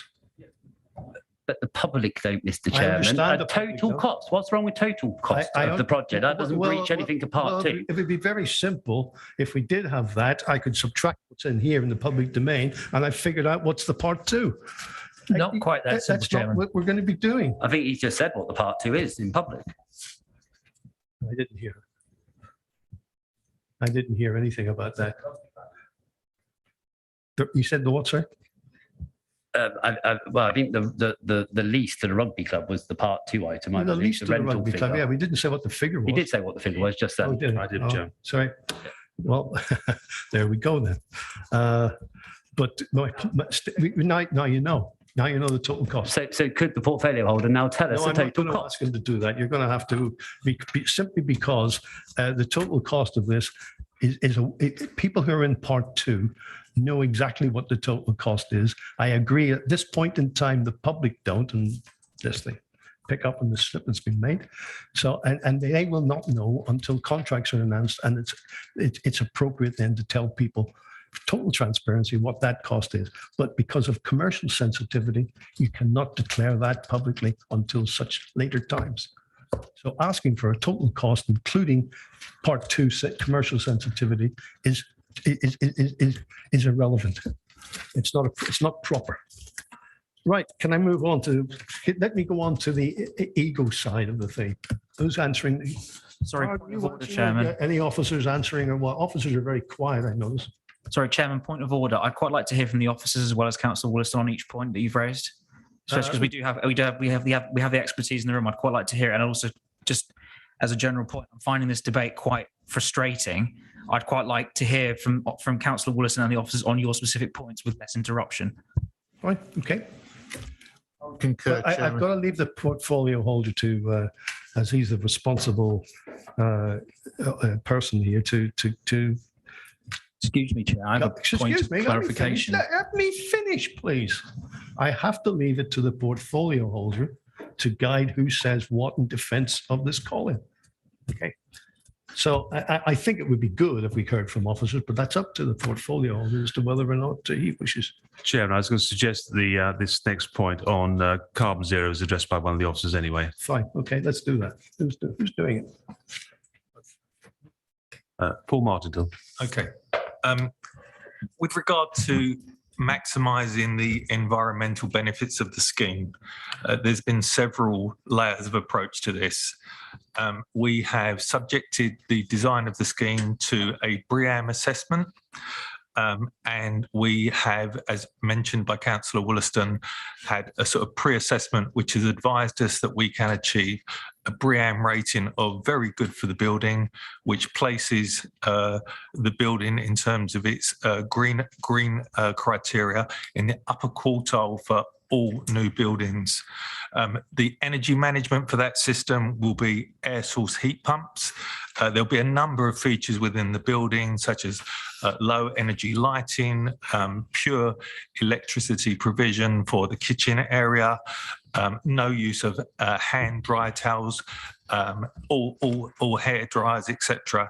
And also notice boards within the pavilion and an obligation for the leisure operator to maximise messages about the utilisation of public transport, cycling and walking to the site. In addition to that, following the recommendations and working with the ecologist, there will be a significant ecological improvement, a 10% enhancement on the site. That's going to be achieved by the creation of a wildflower meadow adjacent to the pitch. 300 metres of hedgerow will be doubly expanded in its width. There'll also be the provision of a bee bank, and the Newbury Rugby Club itself is committed to the Queen's Canopy, which will provide more than 100 trees on the site. So there's been a significant number of measures to make this building as green as possible, and following the obligations and overall environment strategy that the council's adopted. Thank you. I'm going to, I think we've done this ad nauseum. We have, I'm sorry, I've got some other hands coming up here. I've got Councillor Masters, Councillor Vickers and Councillor Abbs. Now, I think we've gone, sorry? I don't see that. I really don't see that. Yeah, I've got you now, Tony. Okay, fine. I've really gone through the opportunity to give you the call-in members every opportunity to make your points. And I'm going to say no further points to be made in the debate. I'm not a call-in member, Chairman. So I want to ask a couple of points of clarification of the portfolio holder for a start. Fine. Because I'm somewhat confused by all the numbers that have been banded around with no great resolution. Okay, you make a very valid point. Chairman, as a call-in member, I've heard from Councillor Wollaston something that I would like to question one of our members of the public who is knowledgeable on the football matters, because I don't think that statement has been made. You can't, but member of the public, no witnesses. No witnesses. No witnesses. We've already gone through that. That was no witnesses for a deferment to a task and finish. It wasn't no witnesses. I thought officers told our leader, Chairman. No witnesses for this meeting. That's not what officers told our leaders, I understand. Do you want the officers to tell you again? So. There is provision regarding members of the public being permitted to speak, and that will be with the approval of the Commission. So members of the public may only speak at a meeting if the Commission so resolves. So that's in regard to public speaking rights, and I believe questions regarding witnesses have been considered and the relevant rules considered earlier. I don't know whether the Commission considers that needs to be reopened. No, it doesn't. No, it doesn't. And for this meeting, it's very clear. And we've gone through this, and officers give you advice last week that if you wanted witnesses at this meeting, it had to be done properly through the proper process, and that proper process wasn't applied. Okay, Mr. Chairman, I don't think the advice from officers has served you well, to link a task and finish group where we were going to bring witnesses to one tonight. The primary reason, I think, from the officer of refusing or not accepting that last one, even though it was tabled and it was voted, was the prudency in the constitution around the expediency of the meeting. Calling a witness tonight would not, in fact, stop the expediency of the meeting, so shouldn't be linked to the previous vote that we took on the task and finish. It may not be. So I would move from the floor, Mr. Chairman, that we hear the witness, and then I think Councillor Vickers will second that, and then it will be a vote. Well, I will. Let me play by the rules then. Let me play by. I'm not having any. You're asking, can we have a witness into this meeting? And I'm going to. It's the gift of the total OSMC Commission to say yes or no on that. So those in favour of Councillor Vickers introducing a witness, please put their hands up. Sorry. We've got lots of hands. I haven't told you why I want to. I haven't told you why I want. I don't care. witness. It's the principle of the thing. It's the principle. Take your hands down, everyone. I hear that. Don't care, Chairman. I hear it, and I will repeat it outside this meeting, Chairman. Fine. Good. Can we all take our?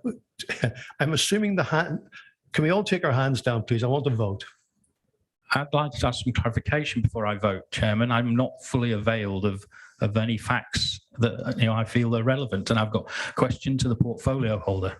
You may have. The fact we're talking about introducing more witnesses, right? I'm saying, and the Constitution says OSMC as a whole is going to say yay or nay to that, and that's what I'm now asking for votes on. So if you could take your hand down, please, Councillor Masters. Now, all those who wish Councillor Vickers to introduce a witness, please show their hands. Electronically, please. I'd appreciate it. Makes it easier. I've got 4.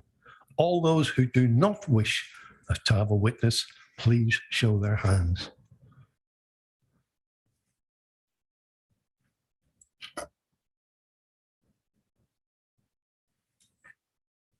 I've got 4 against and the chairman's against, so it doesn't happen. Okay. Right, let me try to get back on track. I'd like to take this. We have a lot of debate on this call-in. We have a lot of time spent on it, and I'd like to put this to the vote, please. The proposal from the call-in members was, in fact, to, if I could just get the exact wording so we get this correct. Of order, Mr. Chairman. Go on. Members of... I got you. I know I know what you're about to say. You're about to say you haven't had a chance to ask a question. Absolutely, Chairman. You read my mind. Go ahead. Because it is apparent. You are correct. I'm trying to move the things to. I appreciate you trying to move it forward, but there are people. Well, go ahead. Ask your question. So I'd like to ask the portfolio holder or any officers the following. In regards to the planning application, what was the level that was applied for? It is pertinent, Chairman. No, it's not. And okay, I'm sorry. Okay, I'll come from it the other side. If you think I'm wrong, you can take it up somewhere else. Well, I'm going to ask it from the other side then. In terms of this contract, I'm not allowing that question about planning. Okay, I withdraw that question, Chairman. Thank you. And so, in that case, I'd like to ask the portfolio holder in regards to this contract that was provisionally awarded subject to planning, the contract and the stated 3.351 million, was that taking it to step 4 or step 6? Chairman, I think Paul Martindale's going to answer this one. That takes it to step 4. I think that's quite clear in the papers. And can I ask a further question as to how would that go through if planning has not got step 4? You're not asking that. Planning, let's leave planning to planning. It's very valid. It's not a subject for tonight's call-in. Leave planning to planning. Okay. Councillor Marino and Councillor Linden and Councillor Abbs. So we'll do it in that order. Marino, Linden and Abbs. Yeah, thank you, Chairman. I'm under the understanding that we were allowed to ask questions of clarification to the Yeah. call-in members. You are, I'd quite and my apologies. I skipped. I inadvertently skipped over that. Yeah, no, that's fine. I'd just like to ask two brief questions of Councillor Pattenden in relation to the environment side of things. The first of which being, obviously, we've heard from Councillor Wilson, we've heard from Paul, we've seen in the papers exactly what environmental aspects have been taken into account with the sports hub. My first question is, what more exactly do you want in terms of addressing the sort of net zero side of things? Because as far as I'm concerned, putting this down the road and trying to sort of, it seems trying to stop the whole thing from happening kind of doesn't really do much to From a point of address. information, I'm actually the portfolio holder for the environment, not council. No, I understand that, Councillor. So Councillor Patton was the only one of the calling members who actually addressed the environment side of things, hence why I'm addressing it to him. None of the other calling members. I was actually going to, until Councillor Patton came in at the last minute, I was actually going to say that one point of the call-in hadn't actually been addressed. One of the points that have been raised. I didn't want to get into debate with you, Councillor Marino, but I'm waiting to ask a question of Clara to an officer as well. Excuse me, can we put these through the chairs, please?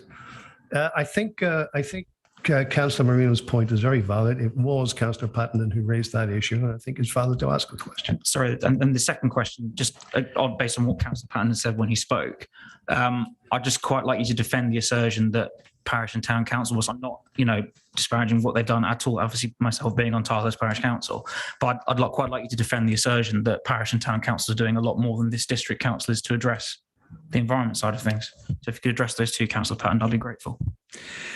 Yeah, thanks for the question, Councillor Marino. I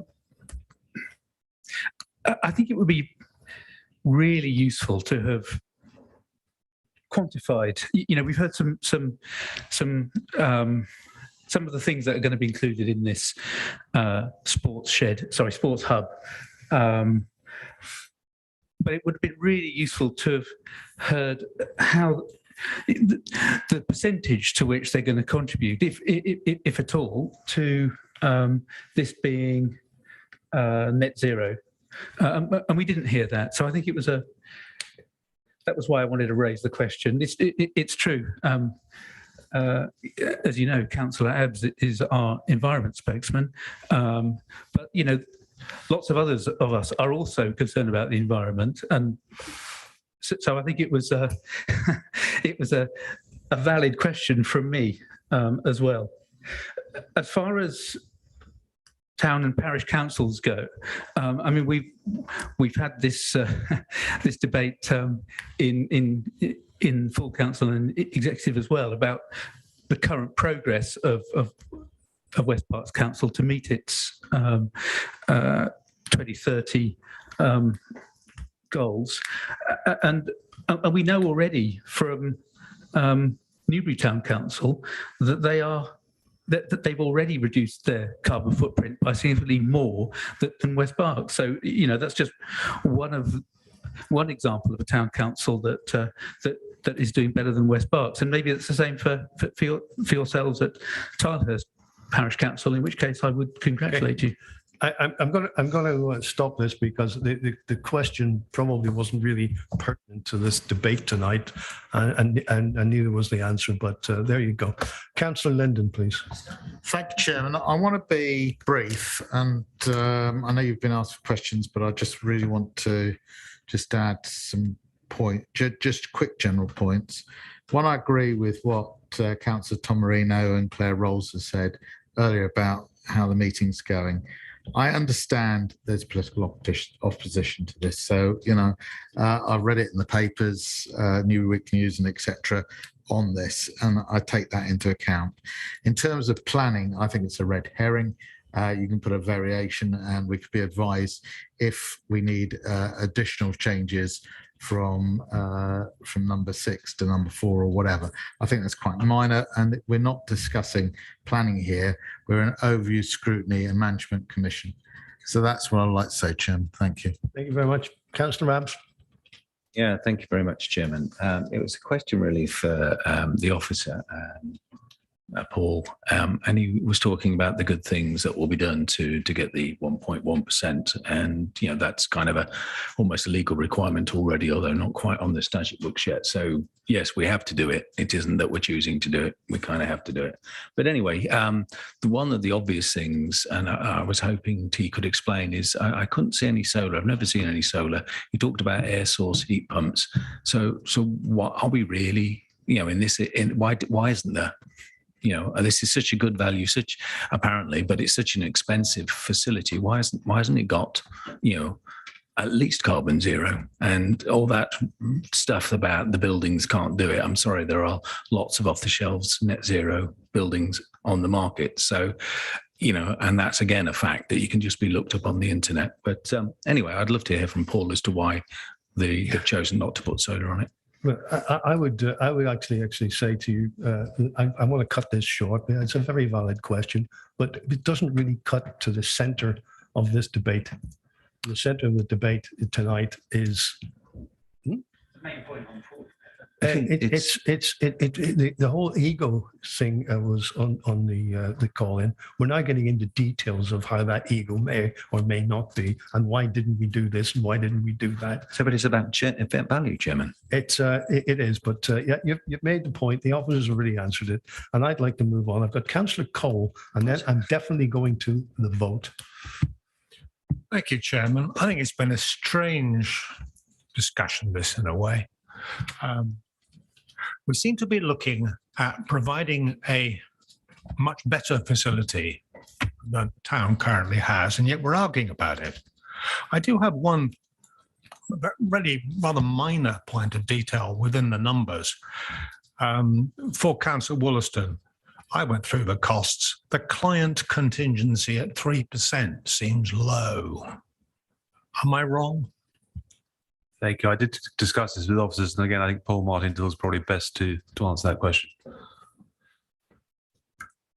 Considerable work's been done by the Alliance Leisure Services to really reduce risk during the design stage.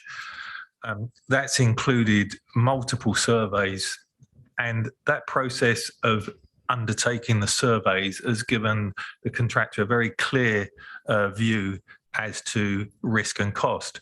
You've seen that the cost has changed, from April until now, and that's because those surveys have revealed the work that's required in terms of various aspects of design to actually deliver a building that's going to work and a pitch that's going to work on that site.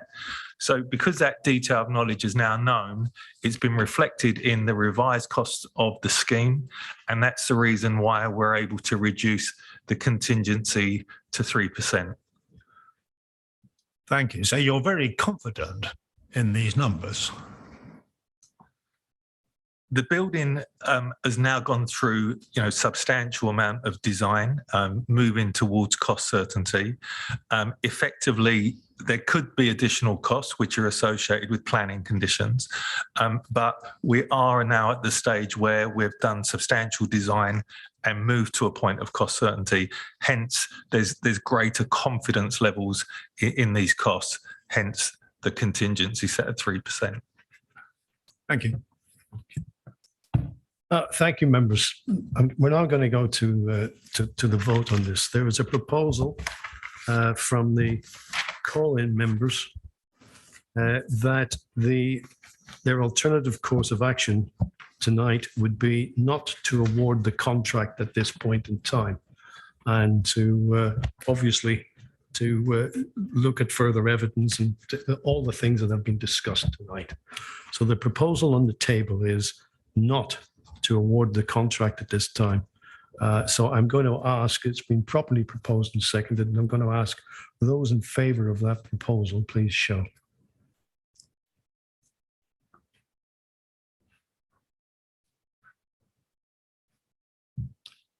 I think I've got 4-4.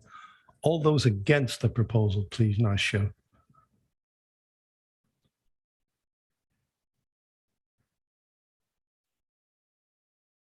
Councillor Linden, could you please vote electronically? Helps, yeah. I've got 4 against, and the chairman is also voting against. Okay. That has been. We need the alternative proposal to confirm the executive decision. So in a similar way to planning refusal of permit. So we need a proposal. So to in effect that the proposed amendments hasn't been carried. So we need the alternative proposal. Apologies, we need an alternative proposal now to confirm the executive decision, which is the other option available to OSMC following a call-in. Okay, so can I have a proposal from someone, please? I've got Councillor Cole. Is that find a seconder? Certainly, Chairman, my hand was up first. Thank you. Go ahead. What's your point? That's not a point. So you wanted a proposal. Oh, I see. Thank you. Well, that's very good of you. So, Councillor, I will do that. I will take Councillor Abb's proposal. Yeah, I'd like to propose that the executive makes no decision until such time as we've just voted on that. That's been. No, that's not that was to delay. This is you asked for another proposal I'm simply saying that we should not make any decision until at least the planning is completed. That's not the proposal to delay has been voted down. We've now got the only alternative is to say go ahead and carry on with that's the nature of the call-in. You're trying to do another amendment. The nature of the call-in, very, very clear in this, has been voted down. I'm never convinced that we need to do this particular one, but I'll go with your advice. We have a proposal from Councillor Cole that the executive should carry on with her decision, and that's been seconded by Councillor Marino. But Chairman, you're risking, if you carry on with the decision, which is already subject to planning permission anyway, you're saying implement the decision before planning's been decided. It's all I'm suggesting is that you make it clear that the executive shouldn't move forward until after planning permission. I'm confirming the executive's decision of whatever date it was in December that was called in, that decision holds. Yeah, thank you, Mr. Chairman. I think we've had a clear debate tonight, and our proposed way forward hasn't been accepted. So I think we now need to let the executive move forward with their proposed course of action. Thank you very much, Councillor Della. Much appreciated. But we will abstain on the vote. Okay, so we've got a proposal that the executive decision was valid and can continue. All those in favour, please show.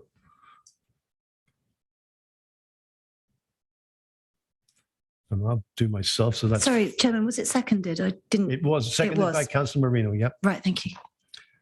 And that's 5-4. All those against?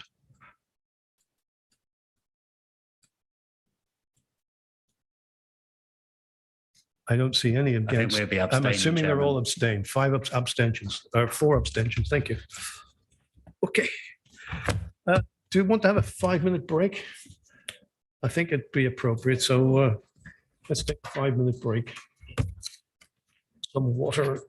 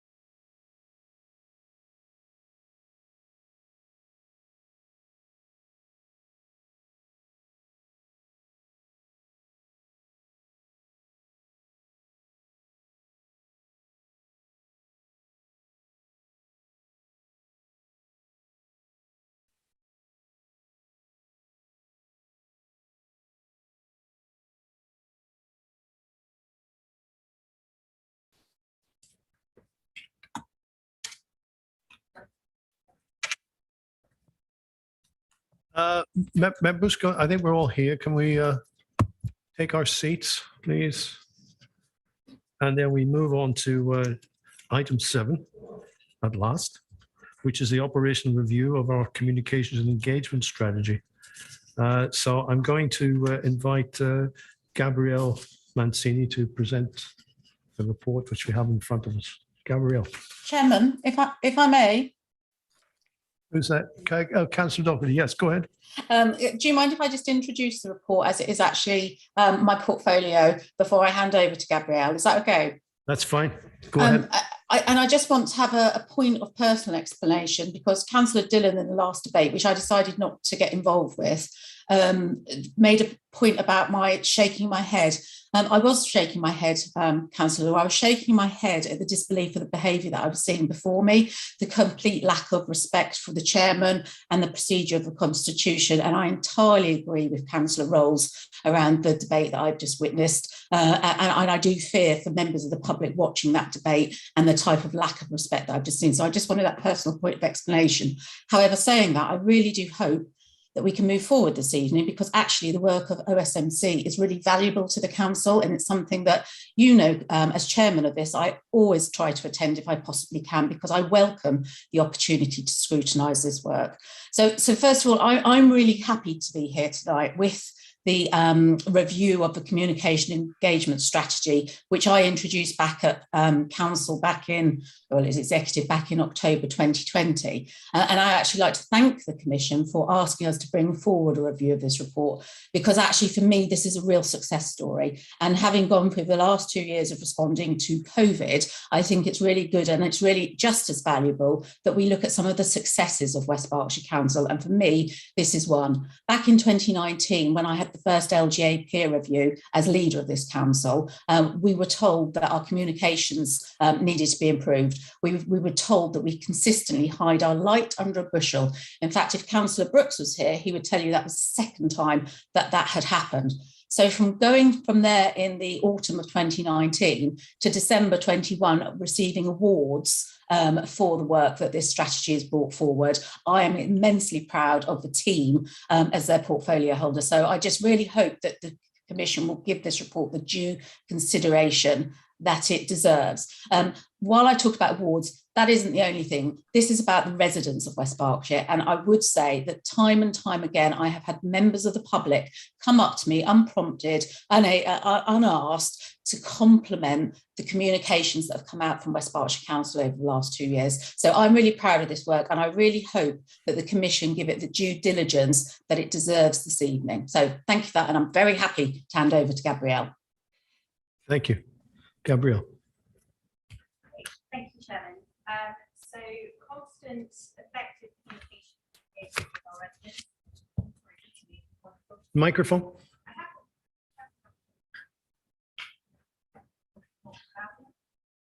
Doesn't seem to be a light on.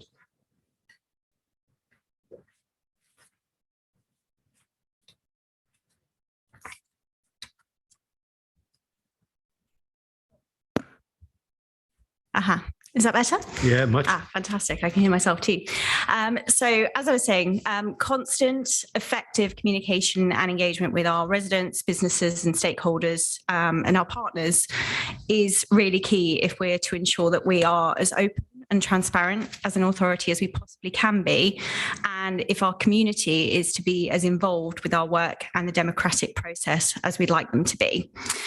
So when the LGA report Lynn has mentioned was published, after extensive consultation with our members, officers, key stakeholders, I think many of you probably were involved with that process. As Councillor Doherty has reflected, our performance at that time was found to be not as effective as it could be. And we took this really seriously and immediately took action to make the necessary improvements, which is why we developed the detailed communications and engagement strategy and associated delivery plan that you see before you this evening. This contains a really comprehensive range of actions and interventions that we wanted to make in order to achieve this. Also coming with it was additional investment in our communications team and a restructuring of that team to reflect the level of ambition that we have for our district and for our residents. And It's a real source of pride for me that my team and the organisation as a whole have made such significant progress in a really short time, including during the pandemic, when what we do has been more important than ever, really, as the messages that we've been communicating have at times been quite literally life or death. And as the almost daily positive feedback we receive about the quality of our communications, the feedback seen in our resident survey and the receipt of the award that Lynn has mentioned from the Cabinet Office demonstrates, we really have come on leaps and bounds. And this benefits us and those we serve, which is a really brilliant thing. Although there's inevitably more to do, and amongst that, I would probably say reaching out to those who are seldom heard in our community, for instance. I have confidence that with the progress we've made to date and the very firm commitment that we have to continuous improvement, that will continue to move forward. And I just hope that members have taken a look at the actions and the progress made to date contained within the report. And I would welcome any questions or comments on that. As I've reflected, we are keen to continue on our improvement journey and serve our residents and communities as best as we possibly can. Thank you very much. Okay, thank you. We've been actually asked to note the report and recommend any further actions that may be taken to implement the strategy. Does anybody have any points to make about that or any questions of Gabrielle? Okay, I've got Councillor Dillon and Councillor Rolls, Councillor Cole. Councillor Dillon. Yeah, thank you, Mr. Chairman, and thank you for that report. I just have some sort of generalised questions which I think would help explain the journey a bit better, to be honest with you. So if we take the first theme of inform, and then at the top it says 84 completed, 16% in progress. Now, there are 6 actions there, so you've divided that by 6 to work out 84 are completed. But actually, in terms of resource, in terms of time, you might only be 50% through actually that informed piece. And I think you see that quite a lot throughout. So obviously the 100% ones are a bit different. But the other ones where they're delayed, we don't understand the resource, I think, is where I'm after attached to them. So a good example would be there was one about enhancing the website. Yeah, that's a huge project and there's a huge amount of cost associated to that. So it's sort of not, it doesn't carry 16% of weight if it's in one of 6 priorities, if the other priority is, you know, write a newsletter once a month, potentially, in terms of the resource and the impact on the council. So I think what would be good is if we could see this strategy in those forms.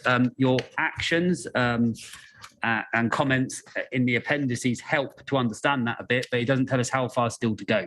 So again, on the website one, it says the review's well underway with pages such as waste and recycling already moved to the new system. Well, how many more pages have we got to move, et cetera, et cetera. So I think a useful update document, Mr. Chairman, but what I'm not getting from it is what resource and spend the council need to finally complete it off, so to speak. Okay. And then just on some of the actions, it says greater social media or something like that. You know, where it's easy to complete it because you only got to do one more than you did last year. But I suspect Lynn, as the leader, wants more than that from it. Thank you. Okay. Thank you. Gabrielle, I'll get you to come back on that in a moment. Let's hear what everybody else is. Councillor Rolls.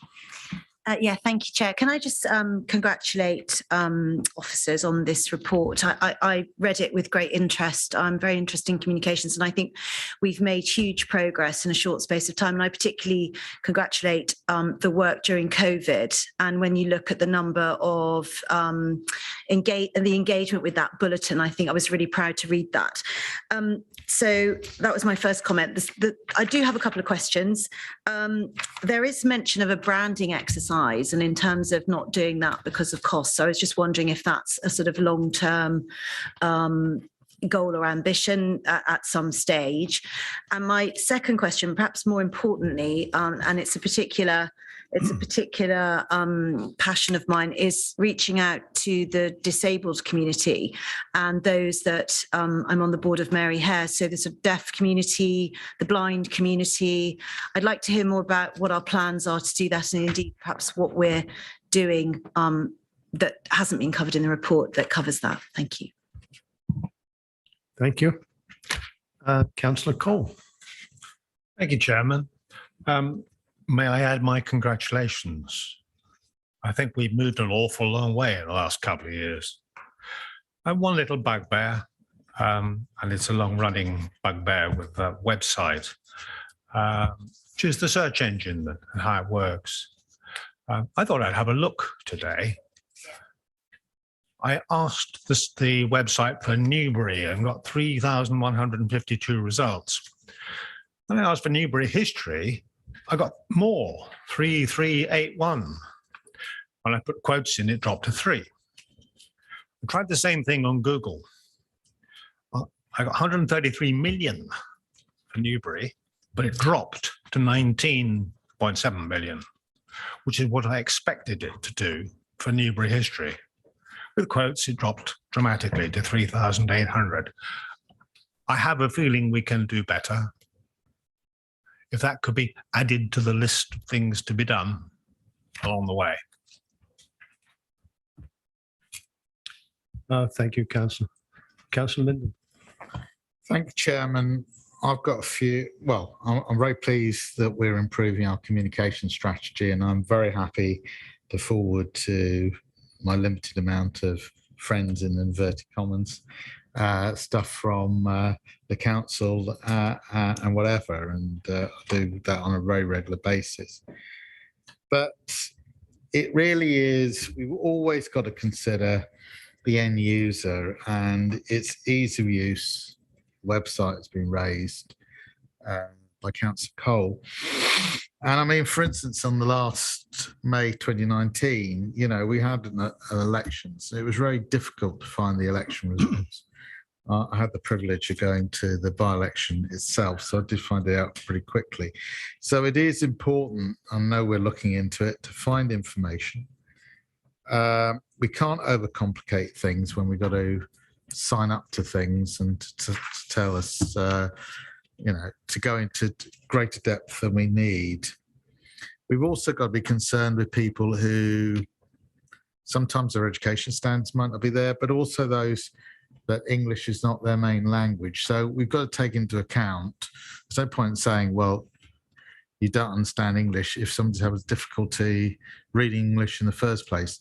This is just a general point. It's not just to this council. So I think we've always got to go the extra mile and trying to make it as easy as possible. And there are also a lot of people who are not on social media. And I give an example of my 87-year-old mother who doesn't use a mobile phone. I don't know if she still has it.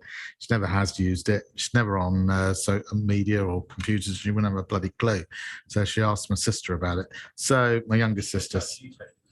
Well, my youngest sister actually lives very close to her, but you know, we've got to take all these things into account. She doesn't live in this area, but it is vitally important that we go to, not everybody is au fait with the system or the way one mind works, whether it's verbal, visual, or written, or algebra, or whatever. In some of those areas, I've got problems myself, despite having a university degree. So I think it's something we've got to look forward to. I know it's asking for work, but it's just a point I want to raise, Chairman. Thank you, Councillor. Councillor Vickers, I've got down Councillor Abbs and Councillor Masters. Yeah, Chairman, I have to admit, I hadn't spent a great deal of time on this particular item on the agenda, but something, a conversation I had with Councillor Martha Vickers today, I think it's appropriate to raise the general point without going into the specifics of the conversation that we had. But it was a conference, and conferences, I think, are part of engagement. And I think often, and I've organized conferences in a wide range of settings myself, but I think there is a danger that when we create these events where we're engaging with a particular stakeholder group, that we don't listen enough and we talk too much. It's more presentation than engagement. This particular event, it was clear from what Martha was seeing and hearing that too much of the time was spent with our officers who put obviously a lot of time into doing a presentation, doing that presentation, when there was an audience of people with a great deal of frontline on the ground experience, weren't getting a chance to feedback. So I would like maybe officers, if this is under Gabrielle's area, I don't know which portfolio holder it comes under, it may be coming under you, leader, that when we're engaging, we have a little bit more understanding that the residents out there on any particular subject almost have a lot to offer and should be listened to as much as us giving information which they need to know, which frankly we can put out in other means. But when you're having a conference, please confer. The meaning of the word confer is having a discussion and not just imparting information from the council. Councillor Abbs. Thank you very much, Chairman. I'm pretty happy with the report, so congratulations, officers. The thing I would say, though, as we all know, communication is constantly evolving. It's a journey that we're all on. And the one thing that and maybe members can help with this, I don't know how many others kind of belong to the local Facebook group. I assume most of us do. But what we have, if I just use Facebook as an example for the moment, we have a West Berkshire Council channel. And that's fine. We push the information out onto that channel. I would reckon the very few residents, because of the nature of that channel, belong to it and look for their information about what's going on from it. What they're much more involved with day to day is their actual local community Facebook groups. I belong to about half a dozen myself. It wouldn't take much for the West Berkshire to basically look across its area, figure out the probably sub 50 that would actually be relevant, and start to actively post or repost some of the information that's being posted on our standard Facebook in the groups, i.e. go to where the people are rather than expecting people to come to us. It's a minor thing, but would certainly get the message out. And you could ask members who belong to these groups to do it on their behalf, in which case I'd like to see some kind of sharing of Facebook links given to me on a regular basis, like I get a list of planning apps that are coming in, something of that nature. Thank you. Councillor Masters. Thank you, Chairman. First of all, I'd like to congratulate the Gabrielle and the officers for this report and overall for the improvements that we've seen in the last couple of years to communications. But that being said, I think there's still quite a few things that we can look at, and this committee may want to make some recommendations moving forward as requested.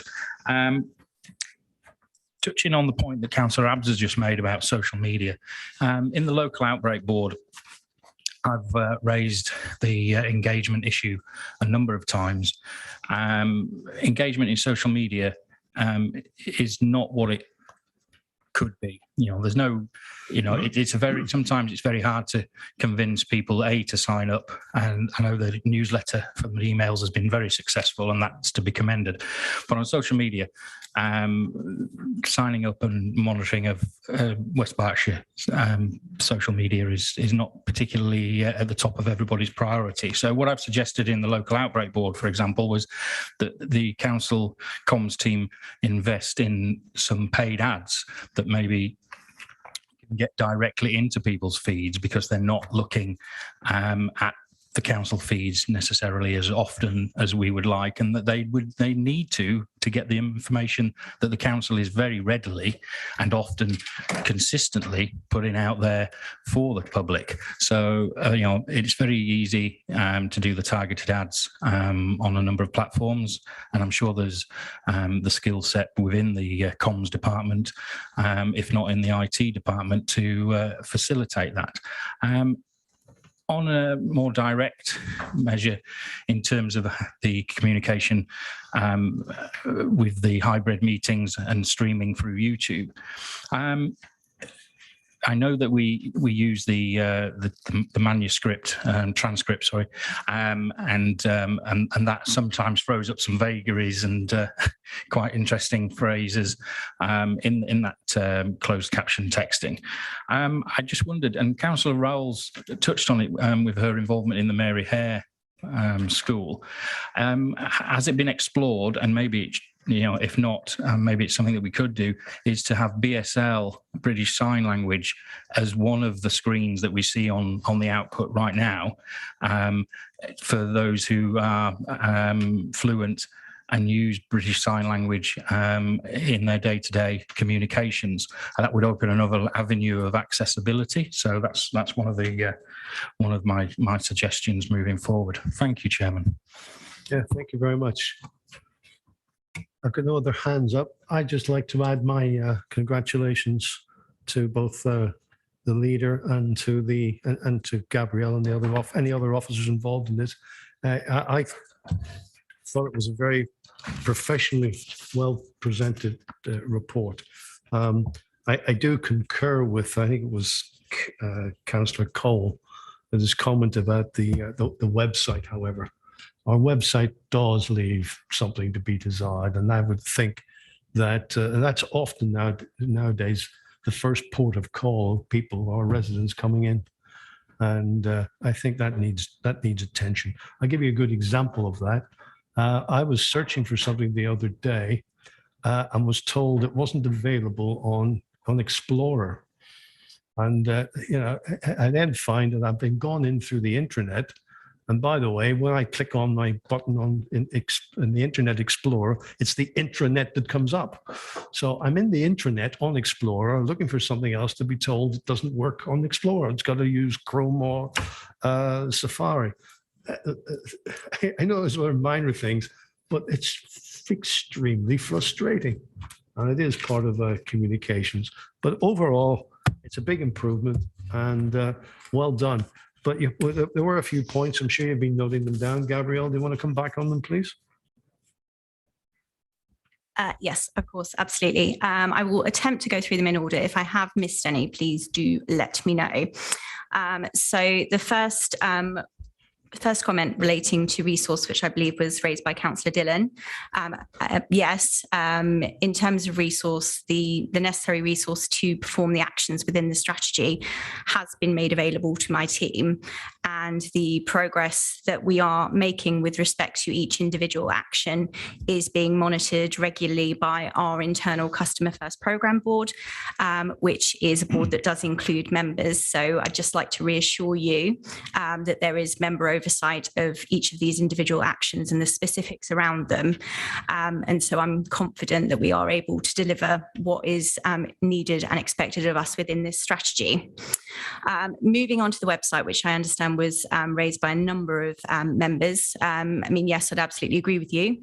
It's a really big project. It's a big website. We're a unitary authority. We deliver a lot of services. We have got an ambition to make it better. We completely welcome this challenge.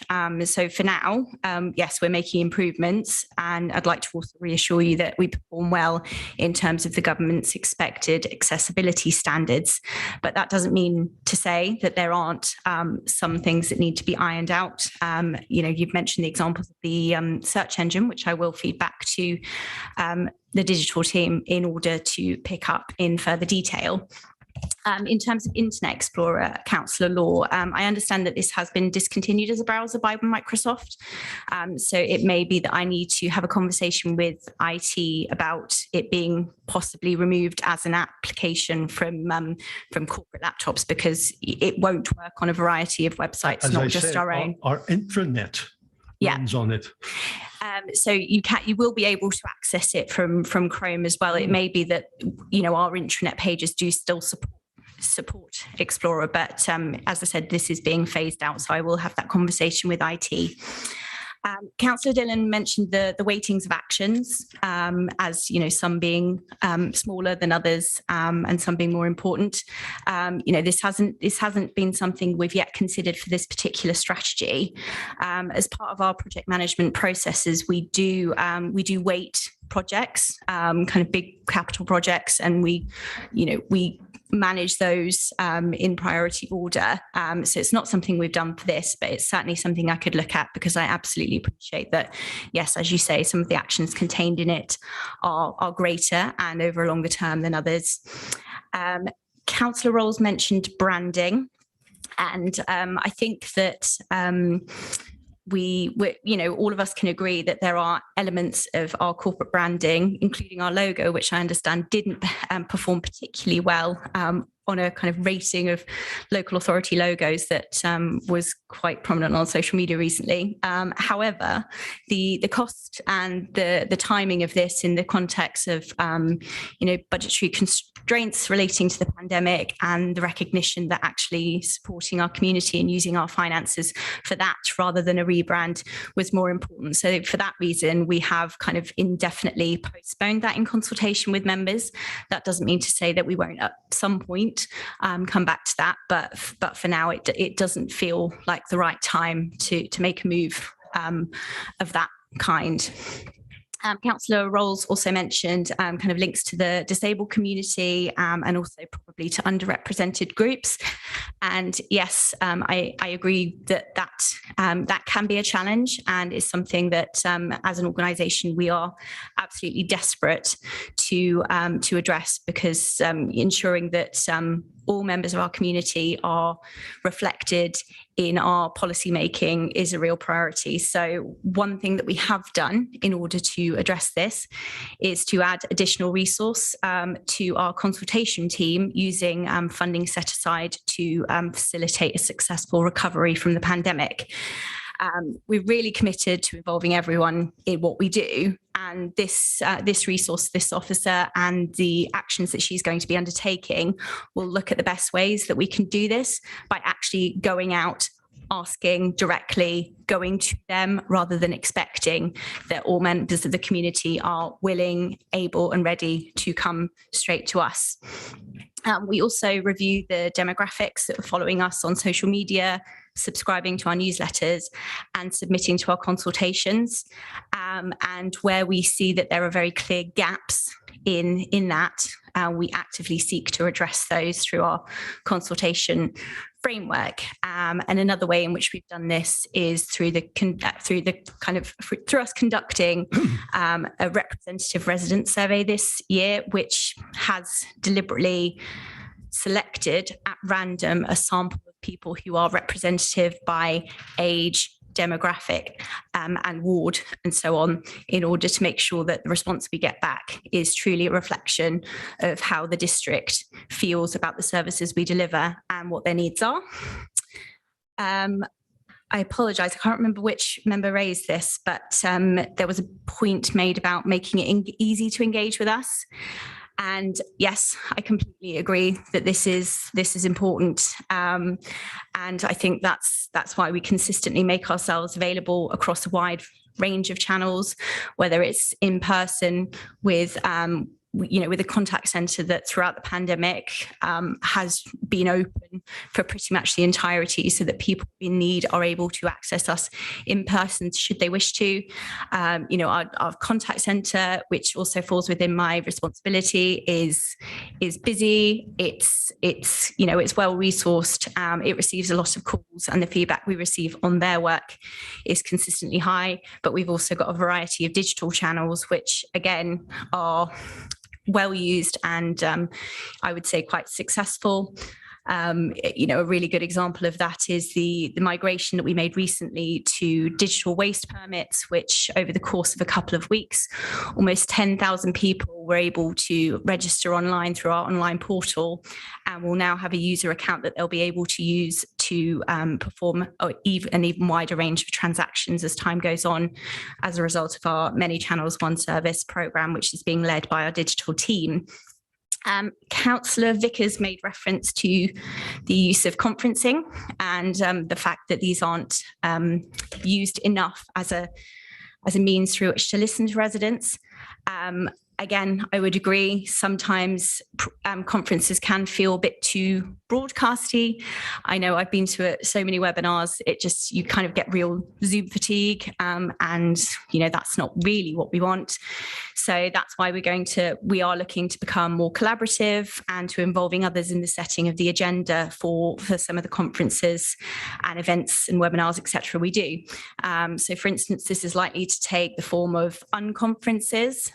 If you're not familiar with that concept, you perhaps will be soon, as we're looking to roll that out for the District Parish Conference in September, as well as more interactive events. So as I reflected in my remarks at the opening of this, I think it's a work in progress, but I'm confident we can get there. Councillor Vickers and Councillor Masters both made reference to the use of community groups, particularly community social media groups.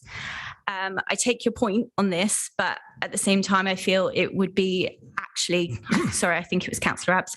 I do feel that it would be quite a significant demand on our time in order to do this as a comms team for a district that is as diverse as ours, with as many parishes as we have. So as such, really, I'd hope to look to community leaders, of which members are a key part, to help us with some of this. They know their communities best. For instance, I'm a member of the Community Matters Westfields Facebook group, and I often see that Councillor Vickers regularly posts about the council's work on there, and engages with the public on that, as do I in a private capacity. So I think that there are ways of doing that effectively, and I think that through members is perhaps one of those, without kind of using public money to essentially fund a wider range of officers, when in fact perhaps the money might be better spent elsewhere. In terms of paid advertisements, Councillor Masters, yes, we do use those quite a lot, and they are generally targeted, as you say. So it may be that you haven't seen those, and those of us in the room haven't seen those, because for the very reason that we are already engaged in the authority's work. So we wouldn't see them, because if we were, if we were spending money targeting ads, just to speak to those who are already well represented amongst those who engage with us, it wouldn't necessarily be the best use of those posts. I think the final point, I believe, was around British Sign Language for council meetings. It's not something I'm aware of having been considered to date, and it's certainly not something I would be able to really express any views on at this stage. But I'm happy to take that back to the portfolio holder if you'll let me. Thank you. Okay. Thank you very much, Gabrielle. Thank you very much, members. We were just asked to note the report, review progress, and recommend any further actions. And I think we've already had a series of points to be further looked at, taken. So there's no need to vote on this one. I think we just take this as read. So thank you, Gabrielle. You don't need to stay for the next one. You don't wish to. So I'd like to move, therefore, to item 7. Item 7 is the review of the report on fees and charges, and that's going to be presented by Melanie Ellis and Joseph Holmes. Who's kicking off? I will, Councillor Law. Go ahead. Thank you. Okay, so this report provides an overview of fees and charges across the council. What we're seeking is proposals and recommendations from the overview and scrutiny for areas where we can do a more detailed review. Corporate Board has reviewed this paper and has made some suggestions to look at. We feel that this review could be made via a task group of OSMC, which could then present its findings back to a future OSMC meeting for more detailed consideration. The report itself that I've put together details the level of fee income over recent years. It also details the type of charges that we make and in what services. So I'd like just to ask OSMC to note the report, but to consider the nature and detail of what further review they would like to undertake. Thank you, Melanie. I got to say, when I read the report and the final sentence was to consider further options available for charging. I was expecting to see some, but I understand you're actually just putting this report, putting it into play, and basically saying, can you come back with some suggestions? Now we've clearly missed the budget for 22-23 because that's going to be presented with fees and charges in about 4 weeks' time. But my understanding is if we had a task group who reported back sometime in the middle of the year, some of their suggestions could be incorporated into a revised budget. Isn't that correct? Yes, Chairman. I think if OSMC wish to propose further recommendations on fees and charges after the budget, that could go back to council after 6 months, so to the September meeting of council, if there were any recommendations that members wish to bring forward. If there are any urgent ones, well, okay, that could be handled quickly. Otherwise, it'll be for the next year's budget. So, members, I think the request for officers is to set up a little task and finish group, and are we happy to go that way? Yeah. Anybody? I'm happy to propose that, Chairman. Okay, thank you very much. Yeah, I don't. I just got a second.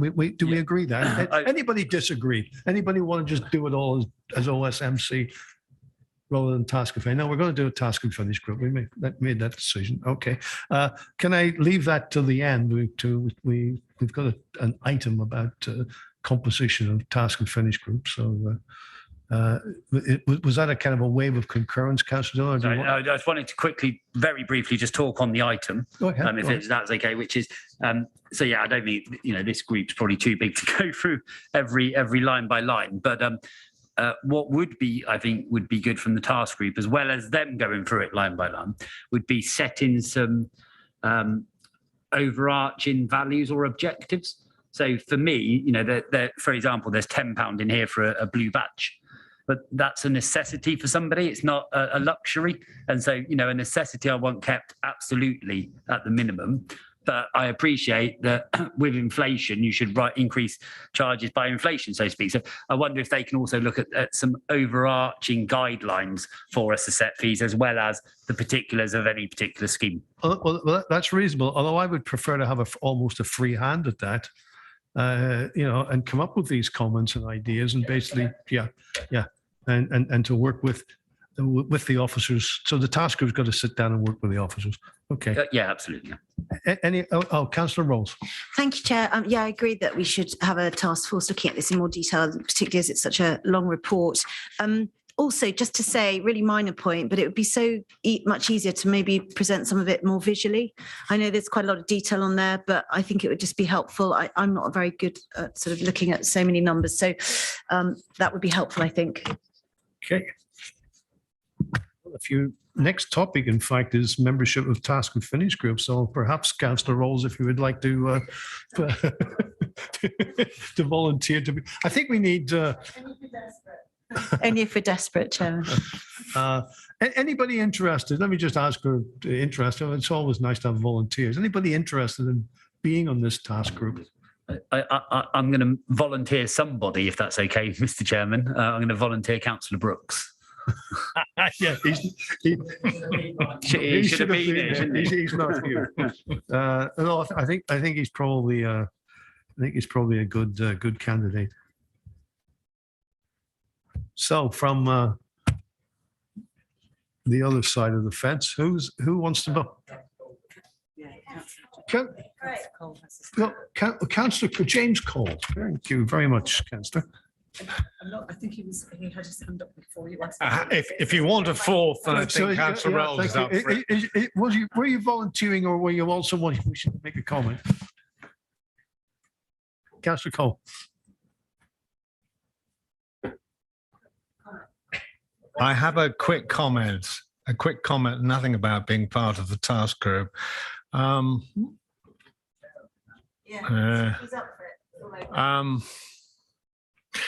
comment was on reading that report was we're looking at a 0.5% increase in discretionary charges, WBC homes by 1%. Inflation now seems to be way beyond that. Yeah. PPP base charge goes up by 3.5%. Point of information, Chairman. This is referring to last year's prices, just as a guide for debate. Thank you for that. Yes, that's one of the points. This report was just to let you know what the current fees and charges are. It's not a projection going forward. Obviously, with inflation going, well, depending on how you take it these days, CPI 5 or RPI on 7% plus. That would be an interesting one to have a discussion about. Should our inflation be CPI or should it be RPI? But we need to, I think the point you're making are valid, but they're out of date. Just that the PPP figures seem to be quite different to ours. Fine, okay. I think the point's made. Right. I'm on to, Councillor Vickers.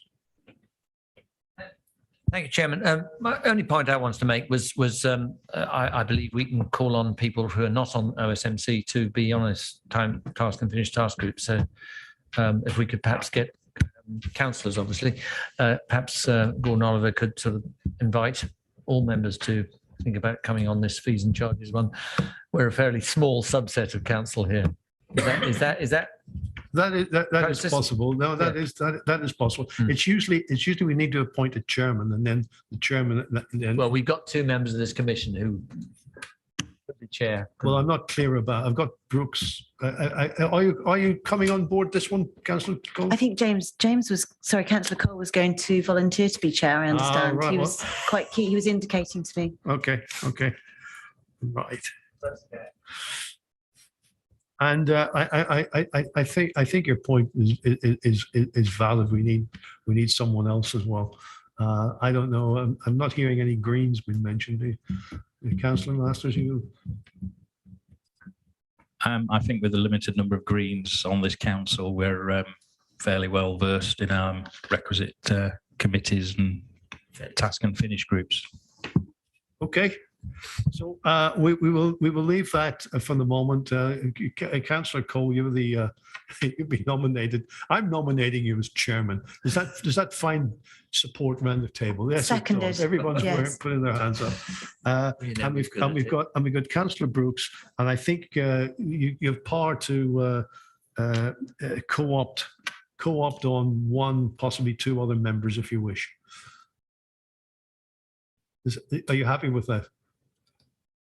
I think Councillor Cole's enthusiasm is spilling over. Thank you very much indeed. Okay. Right.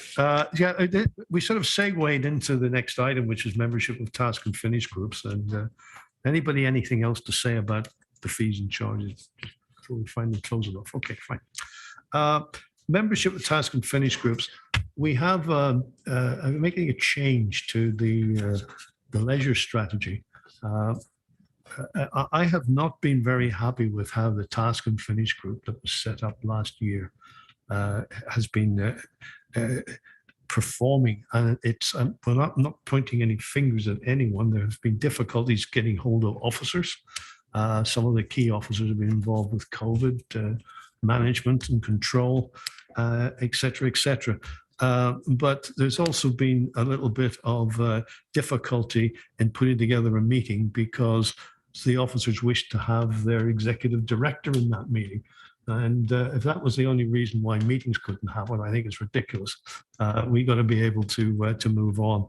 So we also have a problem that one of our councillors, I'm having a senior moment here. Yes, Councillor Hurley. Councillor Hurley was not able to make it tonight. He's ill. And we've been having some problems personally as well, getting involved with the meeting. So I have asked, and he's accepted, I've asked Tony Linden to replace Councillor Hurley on that task group. So that task group, as far as I'm concerned, is Councillor Linden, Councillor Masters, and Councillor Pattenden. And if I've told the officers in no uncertain terms that we actually want to have at least 2 meetings between now and next OSMC, please, and to get, if you could do that, get that moving. it's confusing as to what the schedule is for that strategy to go to corporate board and on to executive. But I've got agreement with the leader that it will not go to executive until we report. If you remember the original intent of this, in fact, the original request was in fact to help develop the strategy and to guide it. It has progressed. I have no idea how far it's progressed because we haven't had a task group to review the progress. But if you could, so I have sent a note to most people and asked them to meet at least twice, please, before the next OSMC, and you can report back. Okay. Anything else on task and finish groups? Sorry, just for clarification, Mr. Chairman. Councillor Patterton's the chair of that, or Councillor Hurley was the chair of that? Councillor Hurley was the chair. Okay, and who's the new chair? Councillor Patterton as an existing member of the strategy, or are you looking at, when you were looking then, it looked like you were looking at Councillor Patterton when you were talking. I think on this occasion we should, I think on this occasion we need just to keep the chair in the hands of the administration, if that's okay. It's not when it's OSMC, but never mind. It's no big deal to me, but because we've only got we've got 3 people here. I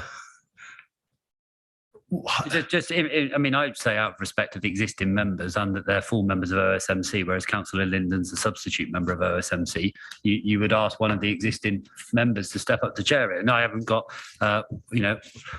one jot of concern with Councillor Linden, and Councillor Linden knows that of me and my views of him.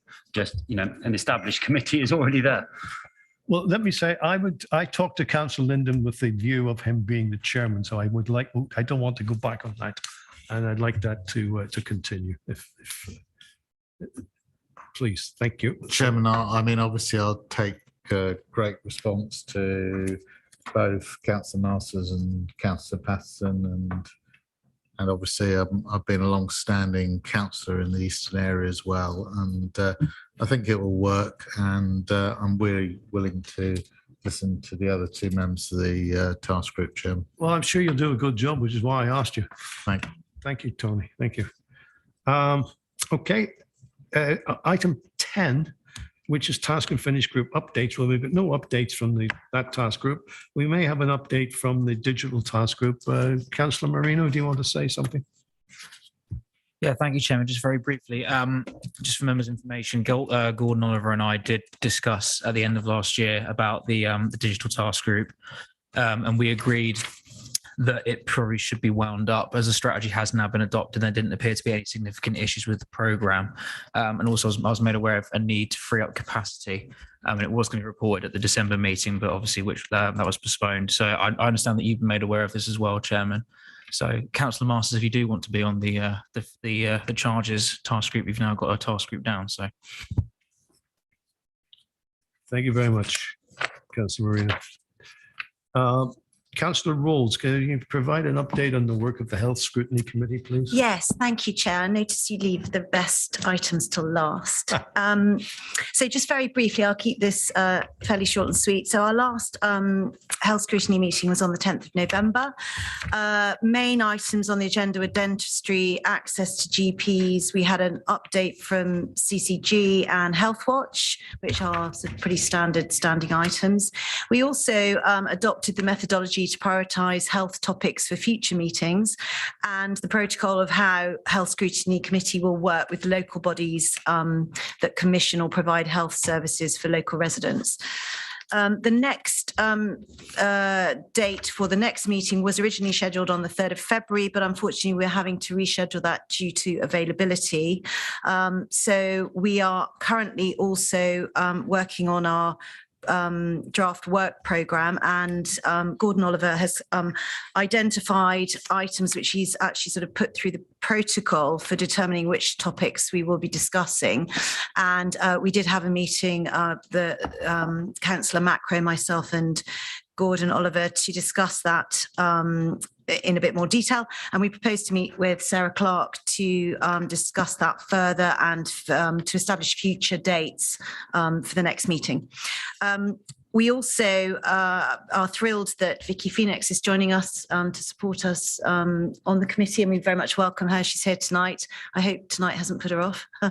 And finally, Chairman, I attended a virtual Zoom call on the 13th of December at the Joint Health Overview and Scrutiny Committee on Hampshire Together. And that was a briefing on the location of the Basingstoke Hospital, which obviously serves some of our residents. So I was very much glad to attend that. And I did feel that we were sort of had a little bit of underrepresentation on some of those scrutiny committees where residents are affected, and we are slightly, I slightly felt like the poor relation where because it's not on our patch directly, that we didn't always have that ability to send people along. So I was glad to attend that, and I'm happy to attend future meetings on that. And if any members are interested in hearing more about that, please do get in contact, or if you have any comments or views on any of those items. Thank you, Chair. Thank you very much, Councillor Cole. Okay, sorry, Councillor Rolls. You know, when I'm sitting here, I've got this poll right in front of me, and it's a bit difficult to.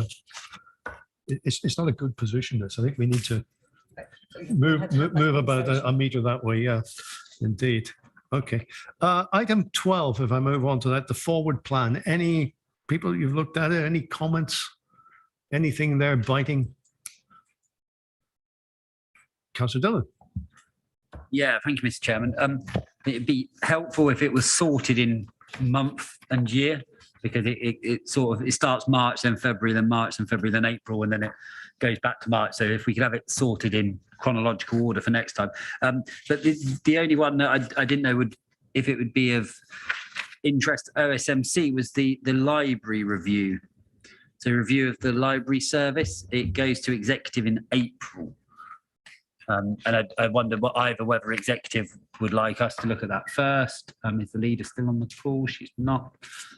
You know, or for us to look at the outcome of that. Yeah, well, we won't be able to do it in time to get ahead of the game, but it is probably is a good topic to look at. Yeah.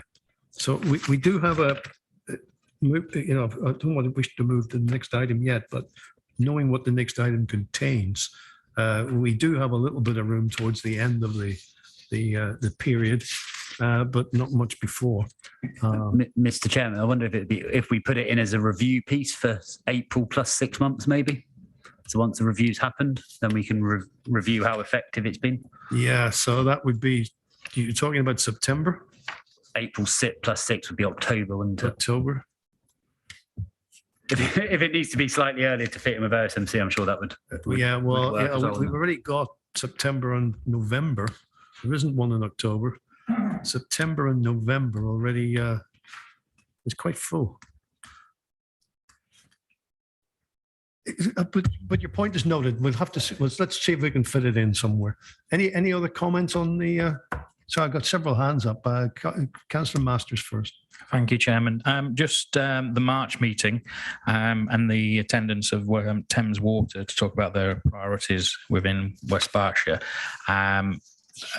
Members will know that I had a petition in pertinent to that subject. Can I just confirm that they will be in attendance in March? Can I? You're ahead of the game. We're still on the forward plan. Not the program. We're on the council's forward plan, Councillor Masters. Yeah, that's on there as well. So that's item. It's on the first page, I believe. So I do apologise if it could be duplicated on the next item, but I spotted it in the forward plan. I don't see it in the forward plan. Where's that? In pink on the first page. All right. Okay. Yeah, but that's it. That's OSMC on the forward plan. Yeah, okay. Your point. Can I just ask you to reiterate your point again in your question? Have we confirmed their attendance, Chairman?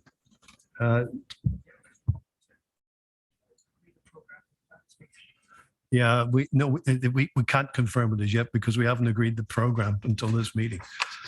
So I guess the answer to that is we're going to have to do that pretty quickly. Okay, get the invite out. Okay. Okay, I've got Councillor Vickers. Yeah, it was really the same item. My question was, what is the scope of what we're asking? I mean, Thames Water does both foul drainage, surface water drainage, and supply. Are we including all three of their main areas of business? Because I think they're all quite relevant. You know, supply relates to it comes across into planning, because you know you can reduce the standards for the required supply rates on new housing, etc. So I think a wide-ranging discussion is needed. If we haven't yet actually we do have a brief. Do we? We do have a brief. Yeah, I wrote it, Chairman. I think, didn't I? It's to review Thames Water's investment priorities within West Berkshire for the next 5 years. So that it will cover the whole range of their investment priorities. Well, I would hope so. Yeah. Yeah, I would think so. That's what we're asking. What are their investment priorities? So I think you can probably be having a little bit in West Berkshire or for West Berkshire, because, for example, water supply, the capital investment might be outside of our area, but for our residents. The way it's written here is to review Thames Water's investment priorities within West Berkshire. But I'm sure if they're going to build something just on the border, you know, it's relevant. Okay. Just to be sure that whoever comes is properly briefed on what we're wanting to talk to them about. Absolutely. Okay. And that's scheduled for the September. Is it? Yeah. So it's March. Thames Water activities. Well, it's had to move, and I'll explain that in a moment. But I'm looking on the forward plan. Anything else in the forward plan? I've got Councillor Rolls. Thank you, Chair. Yeah, just on a sort of related point on that particular point and the one below in pink, I'm just curious why Health Scrutiny Committee is also cited as the body. I appreciate water is quite important for life, but it's not perhaps the obvious health issues that we would look to. Yes, that's a fun. Can I ask why that's in there, Gordon? Yeah, they're just grouped together for the purposes of displaying on the forward plan. So it's not that they're both involved. It just happens to be how they're shown. Okay. Right. So the key thing from the forward plan, the council's forward plan, is possible review of libraries. The other points are already in the program. So I'd like to go on to the last item, which is our overview and scrutiny's work program. A little bit of background, because sometimes since we've met, we had a plant meeting in December, and we actually it almost cancelled itself because I had several topics. Officers saying they weren't ready, they wanted delays, they had other priorities. I got to say, I threw my toys out of the pram just a little bit with the new chief executive, because I just felt that one delay is one thing, 2 delays is another thing, a third one, I was starting to see a trend. He assured me that they were all individual explanations, but when you go into those individual explanations, lots of the things that we were hoping to get in December and for this meeting all got deferred. So what you're seeing here is you're absolutely right, Councillor Vickers. We did have Thames Water for March, but we've had to reschedule the whole thing, and that's the program as you see in front of us that I think we can achieve and work to. So any comments on that? I've got Councillor Vickers and Councillor Rose. Are those old hands or new hands? Old hands? New hand, Chair. New hand, Councillor Rose. Yeah, just on the equality and diversity strategy, which is scheduled for November this year. I've been keeping my eye on that because I noticed that was pushed down the agenda from before. And I also noticed that there's no lead officer allocated. In fact, it's the only item with no lead officer. And I feel quite strongly that's a really, really important subject that keeps getting pushed down to the bottom of the agenda. So can I just raise that? Yeah, I'd second that as well, Chairman. Understand why. I think it's a good question because it is an important strategy. Gordon, could you explain why?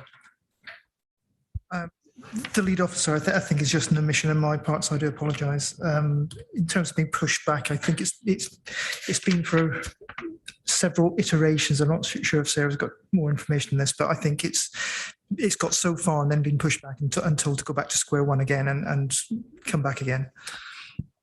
And who is the lead officer? Do you know? Sorry, Chairman. The council, there was investment made. I think this is recognised as being an important issue, and we did have investments in terms of an equalities officer. So Pam Voss was appointed as the equalities officer, and I think through the pandemic and with the issues and challenges that has presented, I think that there have been clearly further challenges in delivering that future strategic vision. And there was discussion today with two of the executive directors and myself, and there will be a further bid for investment to take this forward, and that will be that's already been approved for some investment this year. So we're getting some external support, and I think the intention is to do a genuine co-production piece because it's so important. So I think it is regarded as being important that you can put Pamela Voss down as who is the equalities officer at the moment. And I think that will come forward now, and we will see activity to make sure that does progress as soon as possible is recognised. Yeah, that was one of the topics that I discussed with the chief executive. Yeah, I'm sure, I know you're interested, I know we're all interested, so I'm sure you'll make sure it doesn't slip again. If it looks like slipping, we're going to have to put the red flag up, I think. Thank you, Chair. I appreciate that. Okay, anything else on the forward plan? Okay, I think we all agreed that then. The meeting is over. I have nothing else to do. It was pretty long, and I got to say, a very difficult first part of this meeting to not just chair, but to participate in.